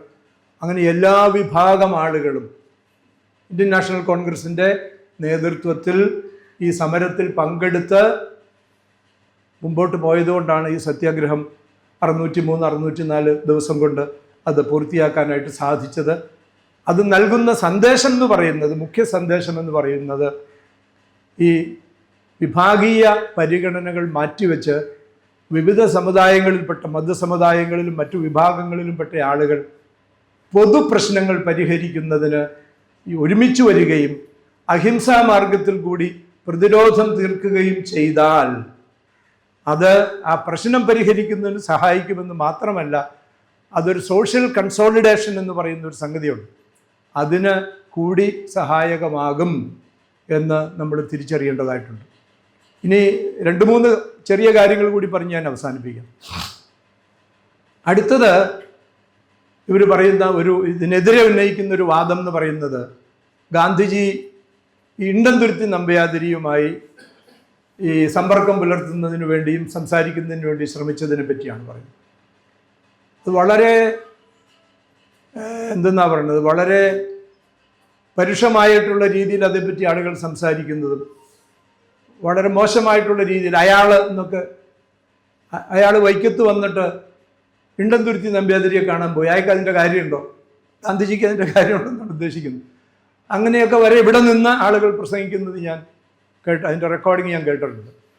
നമുക്കറിയാം ഈ സത്യാഗ്രഹത്തിൻ്റെ ഒരു അടിസ്ഥാന പ്രമാണങ്ങളിൽ ഒരു പ്രമാണം എന്ന് പറയുന്നത് മനുഷ്യ നന്മയിൽ ഉള്ള വിശ്വാസമാണ്. എല്ലാ മനുഷ്യരിലും നന്മയുണ്ട്. എല്ലാ മനുഷ്യരിലും നന്മയുണ്ടെന്ന് നമ്മൾക്ക് എങ്ങനെ വിശ്വസിക്കാൻ സാധിക്കും? ഹിറ്റ്ലറിൽ നന്മയുണ്ടോ? ഇണ്ടന്തുരുത്തി നമ്പ്യാതിരിയിൽ നന്മ എന്നൊക്കെ ചോദിക്കുക ആളുകൾ. അല്ലെങ്കിൽ പിന്നീട് വന്ന ഹിറ്റ്ലർക്ക് ശേഷം വന്ന സ്റ്റാലിനിൽ, പോൾ പോട്ടിൽ, ചെസസ്കുവിൽ, ഇങ്ങനെ പേരുകൾ ഞാൻ അനേകം പറയാം, മാവോ, ഇവരിലൊക്കെ നന്മയുണ്ടോ എന്നുള്ളതാണ് ചോദ്യം. നമ്മളിങ്ങനെ ചില ആളുകളെ എന്താ പറയുക, സ്റ്റീരിയോ ടൈപ്പ് ചെയ്യുക എന്ന് പറയും സാമൂഹ്യ ശാസ്ത്രത്തിൽ. അവരെ ഡെമണൈസ് ചെയ്യും. അവർ എന്തെന്നാ പറയുക, അവർ പിശാചാണ് എന്നുള്ളൊരു ചിത്രം. ഗാന്ധി പറയുന്നത് എല്ലാ മനുഷ്യരിലും നന്മയുടെ അംശമുണ്ട്. കാരണം എന്താണ്, എല്ലാ മനുഷ്യരും ഈ പ്രപഞ്ചശക്തിയുടെ അഭിവ്യക്തിയാണ്. Every creation is a manifestation of the ultimate. അതാണ് ഈശാവാസ്യമിതം സർവം എന്ന് പറഞ്ഞാൽ അതാണല്ലോ. എല്ലാ മനുഷ്യരിലും, എല്ലാ പ്രപഞ്ച സൃഷ്ടിയിലും, ജീവനുള്ളതിലും ഇല്ലാത്തതിലും, അഴുവാഞ്ചേരി തമ്പ്രാക്കളിലും ആദിത്യനിലും അണുക്രമിയിലും അതിൻ്റെ പരിസ്ഫുരണമുണ്ട്. അപ്പം ആ പരിസ്ഫുരണം ഉള്ളത് കൊണ്ട് എല്ലാ മനുഷ്യരിലും നന്മയുണ്ടെന്നാണ് ഗാന്ധിജിയുടെ ആർഗ്യുമെന്റ്. നന്മ മാത്രമല്ല, എല്ലാ മനുഷ്യനും ഡിഗ്നിറ്റി, അന്തസ്സ്.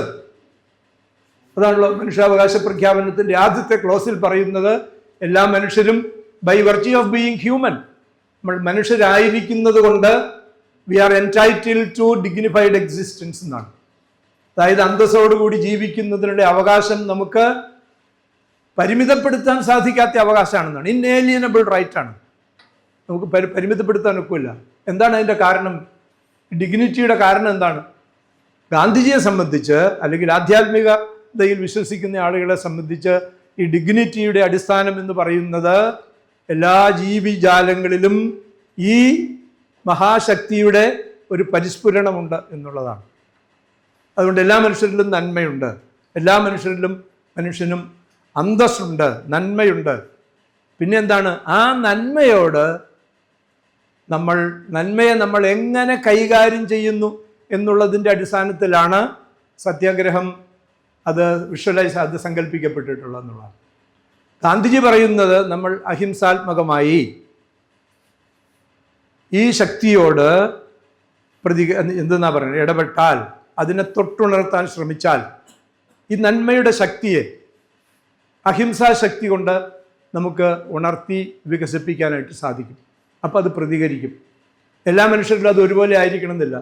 നമുക്കറിയാമല്ലോ, ചില ആളുകളിൽ ഈ നന്മയുടെ ശക്തി വളരെ ഒരു സുഷുപ്തിയിലായിരിക്കും, ഉറങ്ങിക്കിടക്കുമായിരിക്കും, ഡോർമെൻ്റ് ആയിരിക്കും, അല്ലെങ്കിൽ റിസസീവ് ആയിരിക്കും, കാണാൻ പറ്റില്ല.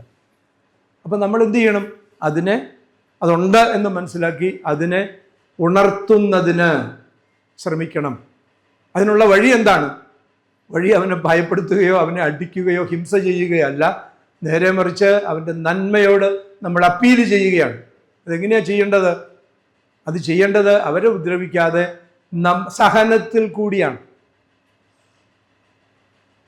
സഹനമാണ് മനുഷ്യ മനസ്സിൽ ഏറ്റവും പരിവർത്തനമുണ്ടാക്കാൻ ഏറ്റവും ഫലപ്രദമായിട്ടുള്ള മാർഗം എന്നുള്ളത് സത്യാഗ്രഹത്തിൻ്റെ ഒരു അടിസ്ഥാന പ്രമാണമാണ്. ഇത് നിങ്ങൾ അംഗീകരിക്കുന്നില്ലെങ്കിൽ സത്യാഗ്രഹത്തെ മനസ്സിലാക്കാൻ സാധിക്കില്ല, വിലയിരുത്തിയാൽ തെറ്റിപ്പോവുകയും ചെയ്യും. ഇപ്പോൾ വൈക്കത്തെ പറ്റി പറയുന്ന സമയത്ത് ഇണ്ടന്തുരുത്തി നമ്പ്യാതിരിയെ പോലെയുള്ള ഒരു ക്രൂരനായ, യാതൊരു സെൻസിറ്റിവിറ്റി ഇല്ലാത്ത നിസ്സംഗനായ ഒരു മനുഷ്യനിൽ മനപരിവർത്തനം ഉണ്ടാക്കാൻ വേണ്ടി ഇവിടുത്തെ ആളുകൾ പ്രളയമുണ്ടായപ്പോൾ അരയ്ക്ക് നെഞ്ചിന് വെള്ളത്തിൽ നിന്ന് സത്യാഗ്രഹം ചെയ്തു. ഈ വെള്ളത്തിലെ അട്ടയൊക്കെ വന്ന് അവരെ കടിക്കുകയും ഒക്കെ ചെയ്തു. ഇങ്ങനെ സഹിക്കാൻ വിടുകയാണ്.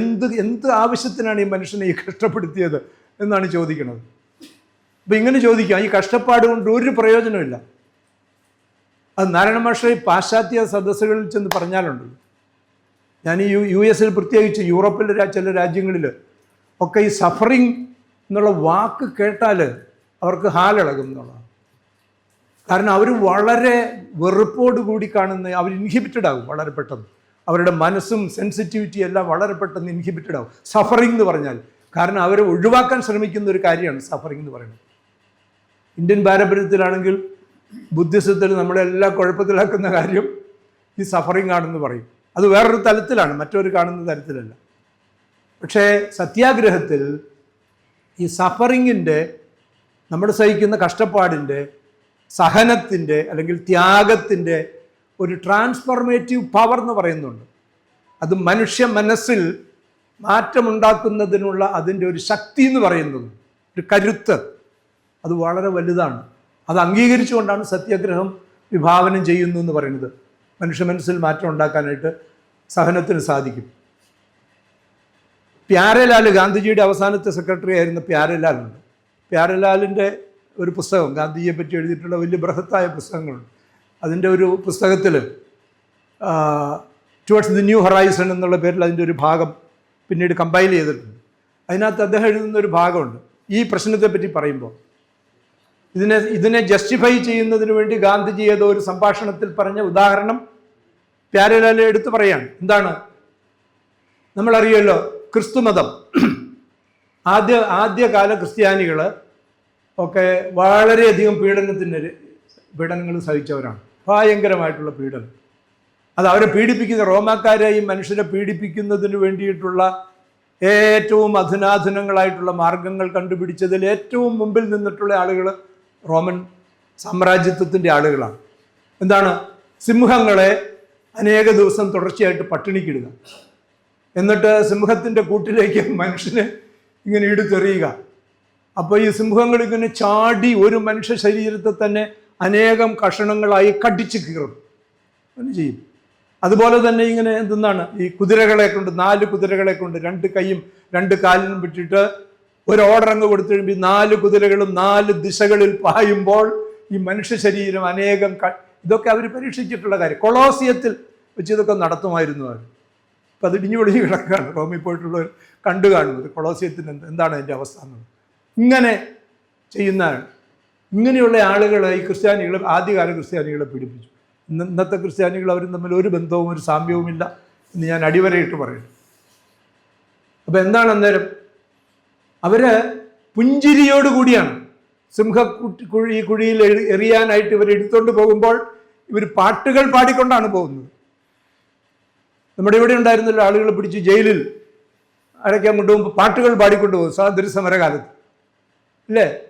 നമ്മുടെ ആദ്യകാല കമ്മ്യൂണിസ്റ്റുകളൊക്കെ കഴുമരത്തിൽ പോകുമ്പോൾ അവർ മുദ്രാവാക്യം വിളിച്ചുകൊണ്ട്, ഇൻകുലാബ് സിന്ദാബാദ് എന്ന് വിളിച്ചുകൊണ്ട് കഴുമരത്തിലേറുമായിരുന്നു.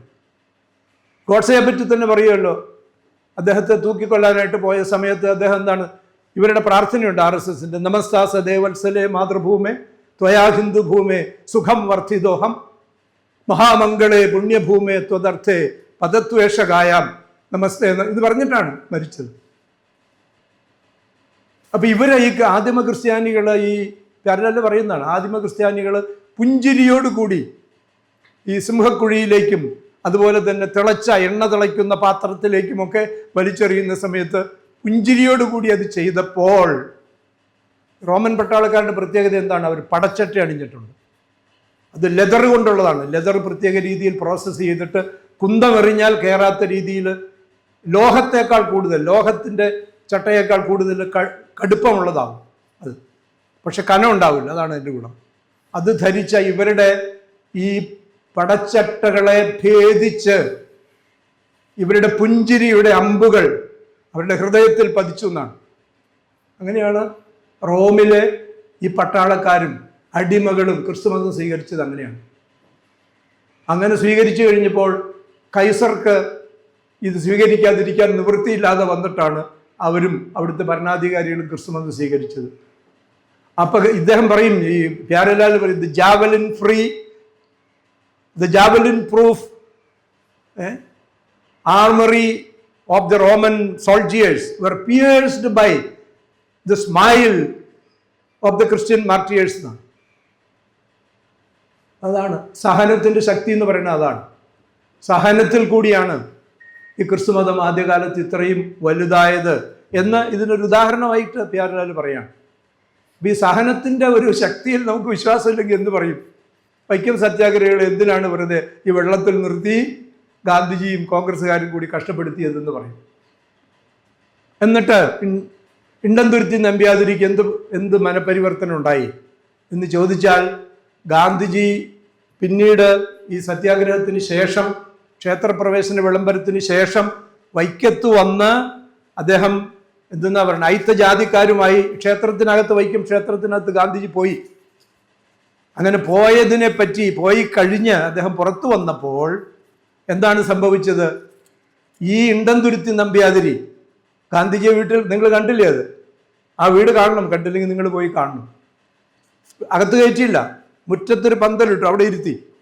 എന്നിട്ട് നമ്പ്യാതിരിക്ക് ഗാന്ധിജിയോട് സംസാരിക്കുന്നതിന് വേണ്ടി ഒരു തൽക്കാലത്തേക്ക് ഒരു ചെറിയ വിൻഡോ, ഒരു ജനൽ അവിടെ വെട്ടിയുണ്ടാക്കി, അതിനകത്തിരുന്നു, തീണ്ടലുണ്ടാകാതിരിക്കാൻ വേണ്ടി. എന്നിട്ടാണ് സംസാരിച്ചത്. അതിപ്പോഴും ഉണ്ട് അവിടെ. AITUCയുടെ ഓഫീസാണത്. നമ്മുടെ ബിനോയ് വിശ്വത്തിൻ്റെ ഫാദറാണത് മേടിച്ചത് ഇവരുടെ കയ്യിൽ നിന്ന്. അപ്പോൾ അതിനെപ്പറ്റി ഈ പ്യാരലാൽ ഈ ഗാന്ധിജിയുടെ ഇന്ത്യ ഈ തിരുവിതാംകൂർ സന്ദർശനത്തെ പറ്റി എഴുതിയിട്ടുണ്ട്. പ്യാരലാലല്ല, മഹാദേവ ദേശായി എഴുതിയിട്ടുണ്ട്. അതിൻ്റെ പേര് ദി എപ്പിക് ഓഫ് ട്രാവൻകൂർ എന്നാണ്.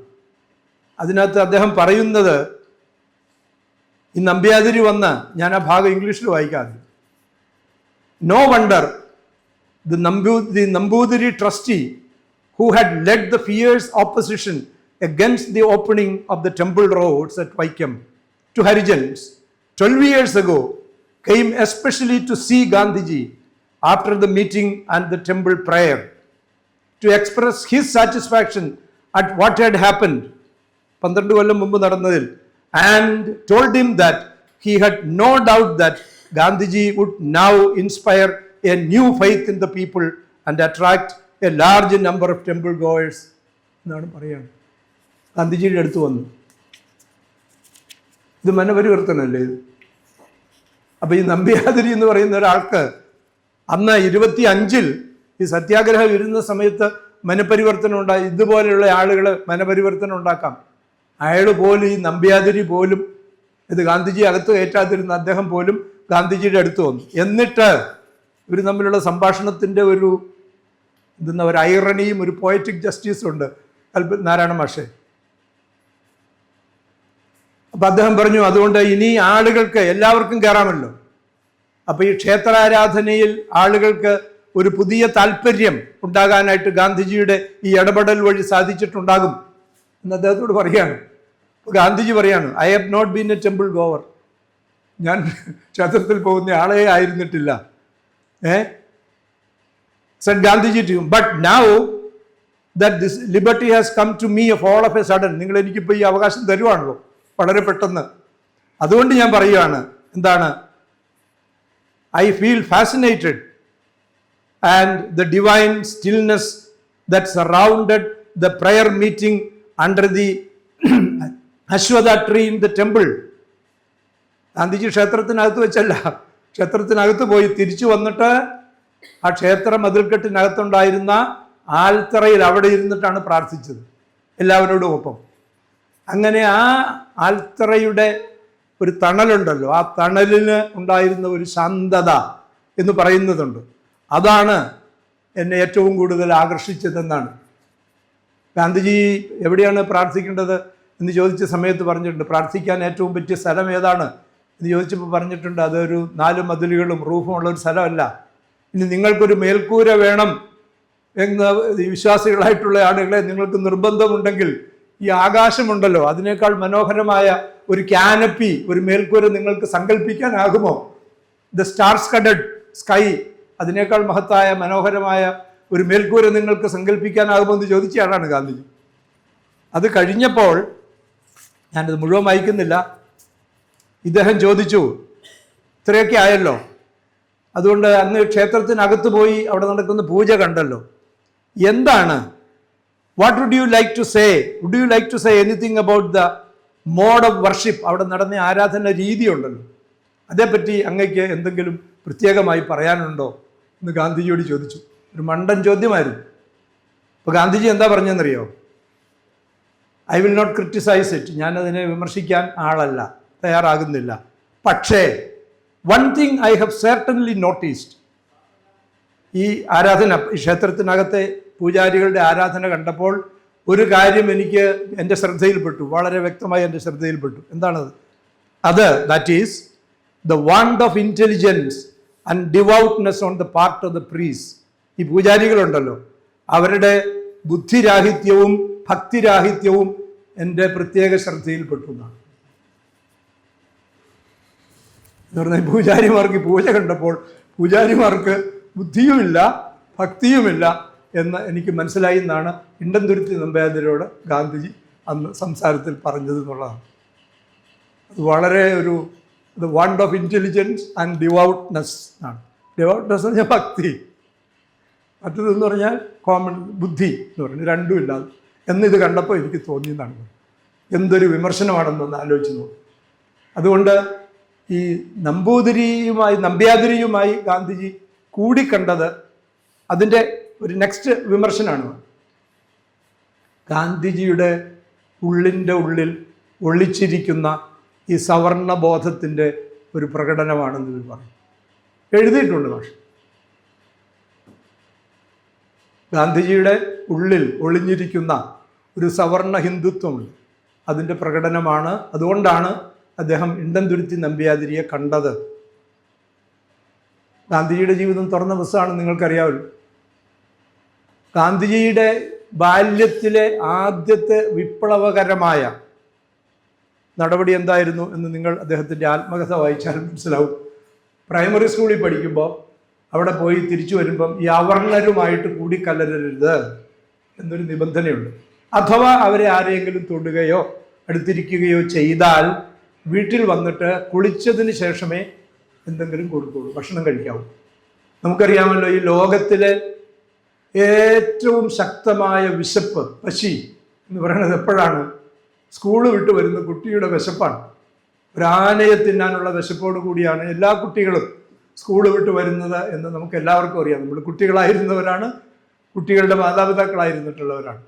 ഇപ്പോൾ ഗാന്ധിജി മോഹൻദാസ് ഇങ്ങനെ സ്കൂളിൽ നിന്ന് വരുമ്പോൾ അമ്മ ചോദിക്കും, നീ ഇപ്പം നുണ പറയില്ലല്ലോ, സത്യവാദിയാണല്ലോ. ഇപ്പോൾ പറയുന്നുണ്ട്, ഊക്ക എന്ന് പറയുന്ന ഒരു പയ്യനുണ്ട്, അവനുമായിട്ട് ഞാൻ കൂട്ടുകൂടി കുളിച്ചു വരാൻ പറയും. അപ്പം അത് കുളിച്ച് അതിനുള്ള പരിഹാരം ചെയ്തിട്ട് വന്ന് മാത്രമേ അദ്ദേഹം ആഹാരം കഴിക്കൂ. അപ്പം ആ പ്രായം മുതൽ ഒരു എന്തെന്നാ പറയുന്നത്, ഉപബോധ മനസ്സിലോ അല്ലെങ്കിൽ അബോധ മനസ്സിലോ ഈ കൂട്ടരെ, ഒരു മനുഷ്യനെയും ഈ രീതിയിൽ മാറ്റി നിർത്തുന്നത്, വിവേചനത്തിൻ്റെ അടിസ്ഥാനത്തിൽ മാറ്റി നിർത്തുന്നത് ശരിയല്ല എന്ന് വിചാരിച്ച് അതിലെ ഏറ്റവും അധകൃതരായിട്ടുള്ള ആളുകളുമായി ബന്ധപ്പെട്ടു പോയിട്ടുള്ള ഒരു ബാല്യം മുതൽ അത് ചെയ്തിട്ടുള്ള ആളാണ് ഗാന്ധിജി. നമുക്കറിയാം, കസ്തൂർബയായിട്ട് പടങ്ങിയിട്ടുള്ളത് എന്തിൻ്റെ പേരിലാണ്? അദ്ദേഹത്തിൻ്റെ ആശ്രമത്തിൽ, സബർമതി ആശ്രമം സ്ഥാപിച്ചപ്പോൾ നെയ്ത്ത് പഠിക്കുന്നതിന് വേണ്ടി അവിടെ കൊണ്ടുവന്ന് ഹരിജൻ വിഭാഗത്തിൽപ്പെട്ട ഒരു കപ്പിളിനെ, ഒരു ദമ്പതികളെ താമസിപ്പിച്ച കാര്യം അങ്ങ് തുടങ്ങി. അവസാനത്തെ സമയത്ത് അദ്ദേഹം ഡൽഹിയിൽ താമസിക്കാൻ വന്നപ്പോൾ പോയി താമസിച്ചത് അവിടുത്തെ തോട്ടികളുടെ കോളനിയിലായിരുന്നു. നമ്മൾ അവിടെ ആളുകൾക്ക് കാണാൻ നിവൃത്തിയില്ലാത്തത് കൊണ്ട് അദ്ദേഹത്തെ നിർബന്ധിച്ചാണ് ബിർള ഹൗസിൽ കൊണ്ടുവന്ന് താമസിപ്പിച്ചെന്ന് നമുക്കറിയാം. ഇങ്ങനെ ഒരു തുറന്ന പുസ്തകമുള്ള ആളാണ് ഗാന്ധിജി എന്നുള്ളത് കൊണ്ട് ഗാന്ധിജിയുടെ ഉള്ളിൻ്റെ ഉള്ളിൽ ഒരു മൃതഹിന്ദുത്വം അല്ലെങ്കിൽ ഒരു സവർണ ഹിന്ദുത്വത്തിൻ്റെ ഒരു ബീജം ഒളിഞ്ഞിരിപ്പുണ്ട് എന്ന് പറയുന്നതിന് മറുപടി പറയാതെ നിങ്ങൾ ഇതെന്ന് ചെല്ലുവിൻ ഭവാൻമാരൻ ഗുരുവിൻ നികടത്തിൽ അല്ലായെങ്കിൽ അവിടുത്തെ ചരിത്രം വായിക്കുവിൻ എന്ന് പറഞ്ഞ് അവരെ ഒഴിവാക്കുക മാത്രമേ സാധിക്കുകയുള്ളൂ എന്നുള്ളതാണ് അതിന് അടുത്തതായിട്ട് പറയാനുള്ള മറുപടി എന്ന് പറയുന്നത്. കൽപ്പറ്റ ഭാഷയ്ക്ക് കൊടുത്ത ഒരു വാക്കുണ്ട്, ഞാൻ ആ പ്രാർത്ഥനയുടെ കാര്യം ഒന്ന് സൂചിപ്പിക്കാം എന്ന് പറഞ്ഞിരുന്നു. നമ്മുടെ ഈ ഇൻഡിവിജ്വലൈസ്ഡ് പ്രയർ എന്ന് പറയുന്ന ഒരു സംഗതിയുണ്ട്. അത് ജീസസ്, യേശു ക്രിസ്തു, ക്രിസ്ത്യാനികളൊക്കെ കോൺഗ്രിഗേഷനിലായിട്ടാണ് പ്രാർത്ഥിക്കുന്നത്. ഗാന്ധിജി അദ്ദേഹത്തിൻ്റെ ആശ്രമത്തിൽ നടത്തിയിരുന്നത് കൂട്ടപ്രാർത്ഥനയാണ്, കോൺഗ്രിഗേഷണൽ പ്രയർ എന്ന് ഇംഗ്ലീഷിൽ പറയും. അത് ഗാന്ധിജി കണ്ടു മനസ്സിലാക്കിയത് ഇന്ന് ക്രിസ്ത്യാനികളുടെ ഇടയിൽ നിന്നാണ്. ഇംഗ്ലണ്ടിൽ പഠിച്ചപ്പോഴും ഇന്ത്യ കണ്ടിട്ടില്ല, ഇംഗ്ലണ്ടിൽ പഠിക്കാൻ പോയപ്പോഴാണ് ഇവരെല്ലാവരും കൂടി ഒരുമിച്ചിരുന്ന് കൈയൊക്കെ കൊട്ടി പാട്ടുപാടി ഒക്കെ ഇങ്ങനെ. പക്ഷേ അവർ വേദോത്സവം മാത്രമേ വായിക്കുള്ളൂ, വേറെ പുസ്തകമൊന്നും വായിക്കില്ല അന്നത്തെ. ഗാന്ധിജി അങ്ങനെ എല്ലാവരും നമുക്കറിയാം. ഞാൻ ഓർക്കുന്നത്, ഒരു ചെറുപ്പക്കാരനായിട്ടുള്ള ഒരു പാതിരി ഈ സെമിനാരി വിദ്യാഭ്യാസമൊക്കെ കഴിഞ്ഞിട്ട് ഇംഗ്ലണ്ടിലാണ്, ലണ്ടനിലാണ്, ഒരു ഇടവകയുടെ ചാർജായിട്ട് വന്നു. അദ്ദേഹം അവിടെ നല്ല ആവേശത്തിൽ, ആരംഭശൂരത്വം ഉണ്ടല്ലോ, നല്ല ആവേശത്തിൽ ജോലിയൊക്കെ ചെയ്തു. എന്നും എല്ലാ ഞായറാഴ്ചയും സർമൺ, പ്രബോധനം ഇതൊക്കെ നടത്തി. വർഷം കഴിഞ്ഞപ്പോൾ ഇടവകക്കാരിൽ വിശ്വാസികളുടെ കൂട്ടത്തിൽ നിന്ന് ഒരു പെൺകുട്ടി അടുത്ത സ്റ്റേജ് പഠിക്കാൻ പോകണം. എന്ന് വെച്ചാൽ നമ്മുടെ എവിടെയാണെങ്കിൽ സ്കൂൾ കഴിഞ്ഞു, സ്കൂൾ ഫൈനൽ കഴിഞ്ഞ് സെമിനാരി പഠിക്കാൻ പോകാനായിട്ട് തീരുമാനിച്ചു. അപ്പോൾ അച്ഛൻ്റെ അടുത്ത് വന്ന് പറഞ്ഞു, എനിക്ക് സെമിനാരി പോകണമെന്നുണ്ട്, അതിന് വേണ്ട ഒത്താശയൊക്കെ ചെയ്തു തരും. ഈ ചെറുപ്പക്കാരനായ അച്ഛൻ ആദ്യം ഭയങ്കര സന്തോഷമായിപ്പോയി. എൻ്റെ ഈ ഒരു വർഷത്തെ സേവനം വൃഥാവിലായില്ലല്ലോ, ഒരാളെങ്കിലും രക്ഷപ്പെട്ടല്ലോ, അദ്ദേഹം ഇങ്ങനെ സെമിനാരി പഠിക്കാൻ പോവാണ്. അവിടെ സ്ത്രീകളുമൊക്കെ പുരോഹിതരാകാവുന്ന ഒരു സഭയാണ്. അപ്പോൾ ഈ കുട്ടിയെ അനുമോദിക്കുന്നതിന് വേണ്ടിയിട്ടൊരു പ്രത്യേക സമ്മേളനം വിളിച്ചു. അപ്പോൾ എല്ലാവരും വന്നു കഴിഞ്ഞ് ഈ കുട്ടിയെ അഭിനന്ദിച്ച് ഈ പുരോഹിതൻ പ്രസംഗിച്ചു. അത് കഴിഞ്ഞ് ഈ കുട്ടിയോട് മറുപടി പറയാൻ പറഞ്ഞപ്പോൾ ചെവിയിൽ ഈ അച്ഛൻ പറഞ്ഞു, കുട്ടി പ്രസംഗിക്കുമ്പോൾ എന്തുകൊണ്ടാണ് നീ ഇങ്ങനെ തീരുമാനിച്ചത് എന്നുള്ള കാര്യം കൂടി ഒന്ന് പറയണം എന്ന് പറഞ്ഞു. അപ്പോൾ ഈ കുട്ടി എല്ലാവർക്കും നന്ദിയൊക്കെ പറഞ്ഞു കഴിഞ്ഞിട്ട് പറഞ്ഞു, ഞാനിങ്ങനെ തീരുമാനിച്ചതിന് ഒരു കാരണമേ ഉള്ളൂ, ഒരു ലളിതമായ ഒരു കാരണമേ ഉള്ളൂ. എന്താണ്? സെമിനാരി പഠിക്കാൻ പോയാൽ ഒരു പുസ്തകം മാത്രം വായിച്ചാൽ മതി, വേദപുസ്തകം. കാരണം ഈ അച്ഛൻ ഒരു കൊല്ലം ഇവിടെ എല്ലാ ഞായറാഴ്ചയും പ്രസംഗിച്ചിട്ടും ഒരു പുസ്തകത്തിൽ നിന്ന് മാത്രമേ ഉദ്ധരിച്ചിട്ടുള്ളൂ. വേറെ വിഷയമൊക്കെ പഠിക്കാൻ പോയാൽ എത്രയോ പുസ്തകങ്ങൾ വായിച്ചാലാണ്. ആ കഷ്ടപ്പാടൊക്കെ ഒഴിവാക്കല്ലെന്ന് ഓർത്താണ് ഞാനിതിന് പഠിക്കാൻ പോകുന്നതെന്ന് കുട്ടി പറഞ്ഞു എന്നിങ്ങനെ തമാശയായിട്ട് പറയും. അപ്പോൾ യേശു ക്രിസ്തുവിൻ്റെ അടുത്ത് അദ്ദേഹത്തിൻ്റെ ശിഷ്യന്മാർ പ്രാർത്ഥിക്കാൻ പഠിപ്പിക്കണം എന്ന് പറഞ്ഞു. കാരണം യഹൂദന്മാർ ഭയങ്കര പ്രാർത്ഥനക്കാരാണ്. അവരിൽ പരീശന്മാരെന്ന് പറഞ്ഞൊരു കൂട്ടരുണ്ട്. അവർ പൊതുസ്ഥലത്ത് ചെന്നൊന്ന് പ്രാർത്ഥിക്കും, മറ്റുള്ളവർ കാണാനായിട്ട്. അതുകൊണ്ട് ഈ യേശുക്രിസ്തു ഇവരോട് പറഞ്ഞ്, നിങ്ങൾക്ക് പ്രാർത്ഥിക്കണമെന്നുണ്ടെങ്കിൽ നിങ്ങൾ എന്ത് ചെയ്യണം? പൊതുസ്ഥലത്ത് പരീശന്മാരെ പോലെ പോകരുത്. നിങ്ങൾ വീട്ടിൽ ചെന്ന് അകത്ത് കയറി, നിങ്ങളുടെ അറയ്ക്കകത്ത് കയറി വാതിലടച്ച് ഒറ്റയ്ക്കിരുന്ന് സ്വർഗസ്ഥനായ നിങ്ങളുടെ പിതാവുമായിട്ട് വർത്തമാനം പറയാമെന്ന് പറഞ്ഞു. എന്നിട്ട് ഈ ശിഷ്യന്മാർ വിടില്ല, അവരിങ്ങനെ നിർബന്ധിച്ചപ്പോൾ പഠിപ്പിച്ചതാണ് ഈ ലോർഡ്സ് പ്രയർ എന്ന് പറയുന്നത്. ഗാന്ധിജിയൊക്കെ പതിവായി ആശ്രമത്തിൽ ചൊല്ലിക്കൊണ്ടിരുന്നൊരു പ്രാർത്ഥനയാണ് ലോർഡ്സ് പ്രയർ എന്ന് പറയുന്നത്. അപ്പോൾ ഈ സദസ്സിലുള്ള ജോസ് മാത്യു സാറിനോട് ഞാനത് ഒന്ന് ചൊല്ലാൻ പറഞ്ഞ പുള്ളി വിഷമിച്ചു പോകും. അദ്ദേഹം പേര് ജോസ് മാത്യു എന്നാണെങ്കിലും ലോർഡ്സ് പ്രയർ ഒന്നും കൃത്യമായി ചൊല്ലാൻ അദ്ദേഹത്തിന് സാധിക്കും എന്ന് ഞാൻ വിചാരിക്കുന്നില്ല. അതിനകത്ത് തുടങ്ങുന്ന അവർ father who art in heaven, സ്വർഗസ്ഥനായ ഞങ്ങളുടെ പിതാവേ, നിന്റെ രാജ്യം വരണം, നിന്റെ തിരുവിഷ്ടം സ്വർഗത്തിലെ പോലെ ഭൂമിയിലുമാണ്. Thy will be done as it is in heaven so on earth. അത് കഴിഞ്ഞ് പിന്നെ പറയുന്നത്, give us this day our daily bread and forgive us our trespasses as we forgive them who trespass against us. അന്നന്നത്തെ അപ്പം ഞങ്ങൾക്ക് തരണമേ, ഞങ്ങളുടെ തെറ്റുകൾ ഞങ്ങൾ മറ്റുള്ളവരുടെ തെറ്റുകൾ ക്ഷമിച്ചതുപോലെ ഞങ്ങളുടെ തെറ്റുകൾ അങ്ങ് ക്ഷമിക്കണമേ. അസ് എന്നാണ്, പ്ലൂറലാണ് മുഴുവൻ. Give us this day our daily bread. Lead us not into temptation, പ്രലോഭനങ്ങളിലേക്ക് ഞങ്ങളെ നയിക്കരുത്. ഡെലിവർ us ഫ്രം ഈവിൾ, തിന്മയിൽ നിന്ന് ഞങ്ങളെ രക്ഷിക്കണമേ. For thine is the kingdom, the power and the glory. അതാണ് ലോർഡ്സ് പ്രയർ എന്ന് പറയുന്നത്. പ്ലൂറലാണ് ഈ പ്രാർത്ഥന. ഞാൻ അമേരിക്കയിൽ ഒരു ഗ്രൂപ്പിനോട് സംസാരിച്ചപ്പോൾ അവരോട് ചോദിച്ചു, നിങ്ങൾക്ക് ഈ ക്രിസ്ത്യാനികൾക്ക് ഈ പ്രാർത്ഥന പ്ലൂറലാണെന്ന് അറിയാമോ? അവിടെ എല്ലാം ഇൻഡിവിജ്വലൈസ്ഡ് ആണല്ലോ. നമ്മൾ ചോദിക്കുകയാണ്, എനിക്ക് ഇതൊക്കെ യേശുക്രിസ്തു പഠിപ്പിച്ചിട്ടും ക്രിസ്ത്യാനികൾ ചെന്നെന്ന് പറയുന്നത് ഇതാണ്, എനിക്ക് പരീക്ഷയ്ക്ക് 100% മാർക്ക് വേണം, മറ്റവന് 10 കുറയുകയാണെങ്കിൽ ഞാൻ കേമനാകുമല്ലോ. ഇങ്ങനെ സെൽഫ് സെൻറ്റേഡ് ആയിട്ട് ഇൻഡിവിജ്വലിസം എന്ന് പറയണതാണ്. അത് ഈ ക്യാപിറ്റലിസത്തിൻ്റെ ഒരു സൃഷ്ടിയാണ് ഇൻഡിവിജ്വലിസം എന്ന് പറയുന്നത്. അതാണ് ഈ വെസ്റ്റ് പ്രൊമോട്ട് ചെയ്യുന്ന, അതാണ് പാശ്ചാത്യ വിദ്യാഭ്യാസം പ്രൊമോട്ട് ചെയ്യുന്ന, അതാണ് ഇൻഡിവിജ്വലിസമാണ്.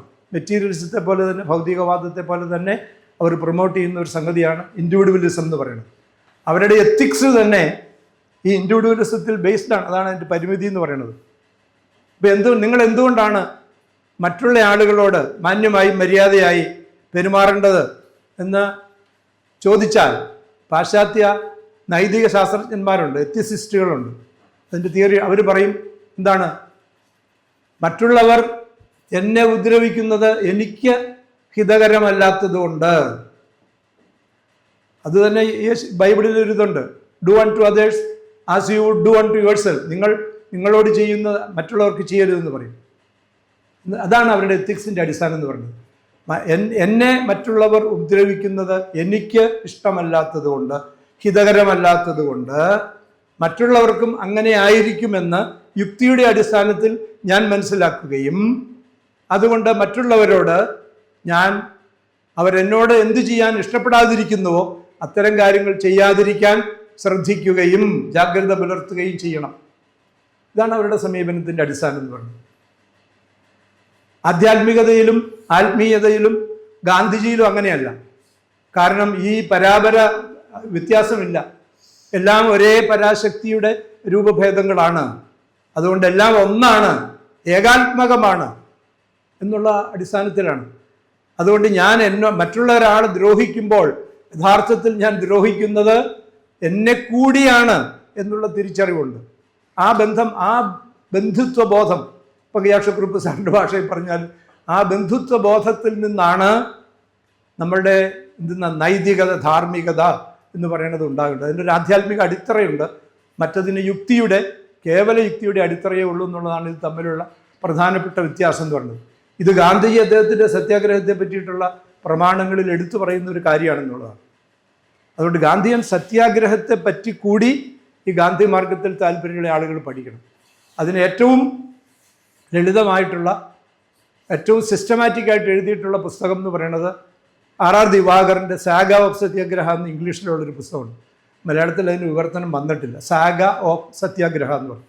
അതാണ് ഏറ്റവും ലളിതമായിട്ട് ഓരോന്നോരോന്നായിട്ട് അദ്ദേഹം എടുത്തിങ്ങനെ പറയുന്നുണ്ട്. ഒരു പ്രധാനപ്പെട്ട 3-4 കാര്യങ്ങൾ മാത്രം ഞാൻ ഈ വൈക്കം സത്യാഗ്രഹത്തെ വിലയിരുത്തുന്നതിന് നമ്മളെ സഹായിക്കും എന്നുള്ള നിലയിൽ സൂചിപ്പിച്ചു എന്ന് മാത്രമേ ഉള്ളൂ.